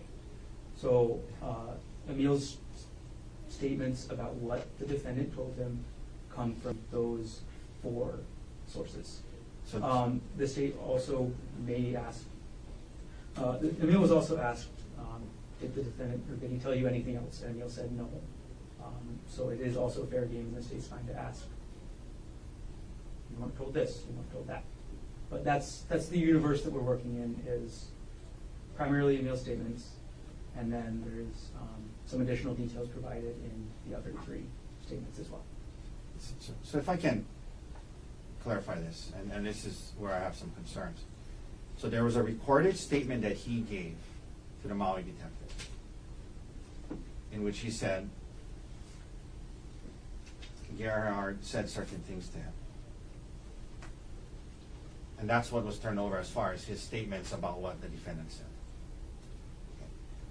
Subsequently, or as they interviewed Ms. Konig's parents, Judy and Peter Mass. In those interviews, they double hearsay say, oh, Emil told us this. You know, Emil told us that his dad said this. But that wasn't Emil saying that his dad said this. Those are other people saying double hearsay what Emil's said his dad said. So that's different. That's not him saying it. So he should be limited to what the statements he gave to the detective that was turned over to us about what his father said. That's what the scope is as far as what he's told the detectives his father said. That's what was turned over to us. There was nothing else from him. Double hearsay from others saying, you know, this and that is different, and that wasn't turned over to us.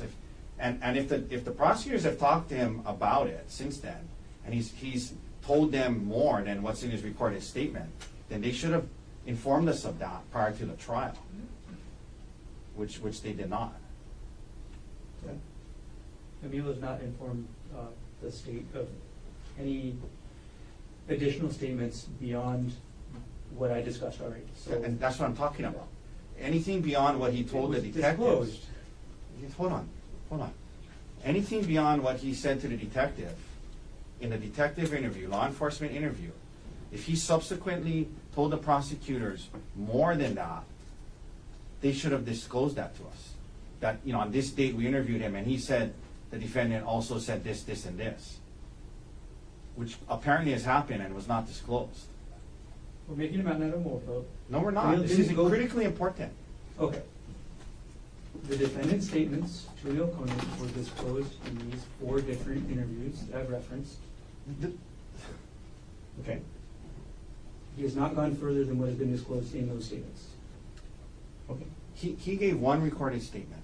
And what I'm apparently hearing is there's been subsequent interviews of Emil with the prosecutors where he told them more than what's in his detective interview. And we have not received any subsequent follow-up report from prosecutors, investigators saying during this interview on December 10th, he told us, you know, these other things. The question is Emil going to testify to anything that has already been anything beyond what's already been turned over in discovery. That's the real issue. And I do not believe that. Anything beyond, but that, okay, so this is where, so, the rule requires that any statements of the defendant that they know of, they need to turn over. That's the rule, okay? They gave us the transcript of his recorded interview with the detective, where certain things were said, okay? That's if he has subsequently said other things to them directly, they should have turned that over to us. Now, double hearsay, like Ari's parents saying, oh, he told us that Gerhardt said this is double hearsay. It's not directly from him. If they followed up with him on that, and then he told them again on, November 10th, December 10th, in phone calls with the prosecutors, that he said more than what was in the detective interview, they should have told us that. That should have been produced. If it's anything new, I agree. And here's the rule. It's new because if it's directly from him, it's new. It was never directly from him. It was always double hearsay. This is what the rule requires. Any written or recorded statements and the substance of any oral statements made by the defendant needs to be turned over as part of disclosure by the prosecution. Anything beyond that, the court already ruled, granting defendant's motion in limine, it's paragraph number 9 that actually cites that rule, will prohibit the prosecuting attorney from using during trial any undisclosed statements, written or oral, beyond that of Rule 16b(1)(2), which I just cited. And I think we're going to follow that, right? So what needs to be turned over is any written or recorded statements of Dr. Konig, as well as the substance of any other oral statements that he might have made. And if it's in the discovery, that's going to be the substance of the oral statements. That's why I asked, is there anything beyond what has already been turned over? And if the answer is no, The answer is no. if there is anything else beyond the substance, then that's going to get precluded by the court's motion in limine. The court wants to review the transcripts I've been discussing where it states 172, 174, 176, 178. Wait, I'm sorry, 172, 174, 176? 178. There really needs to do that? No, I'm just pointing them out if we need to reference them later. Okay. There were 2 transcripts of Ms. Patellery. I can't remember which one Emil's statement about what the defendant said is in. So, anyway. Okay. Anything else you were concerned about, Mr. Otake? Nothing further on that. Emil should be advised that he can't go beyond what's in there. Do you want Mr. If there's a concern, do you want Mr. Garner to lead?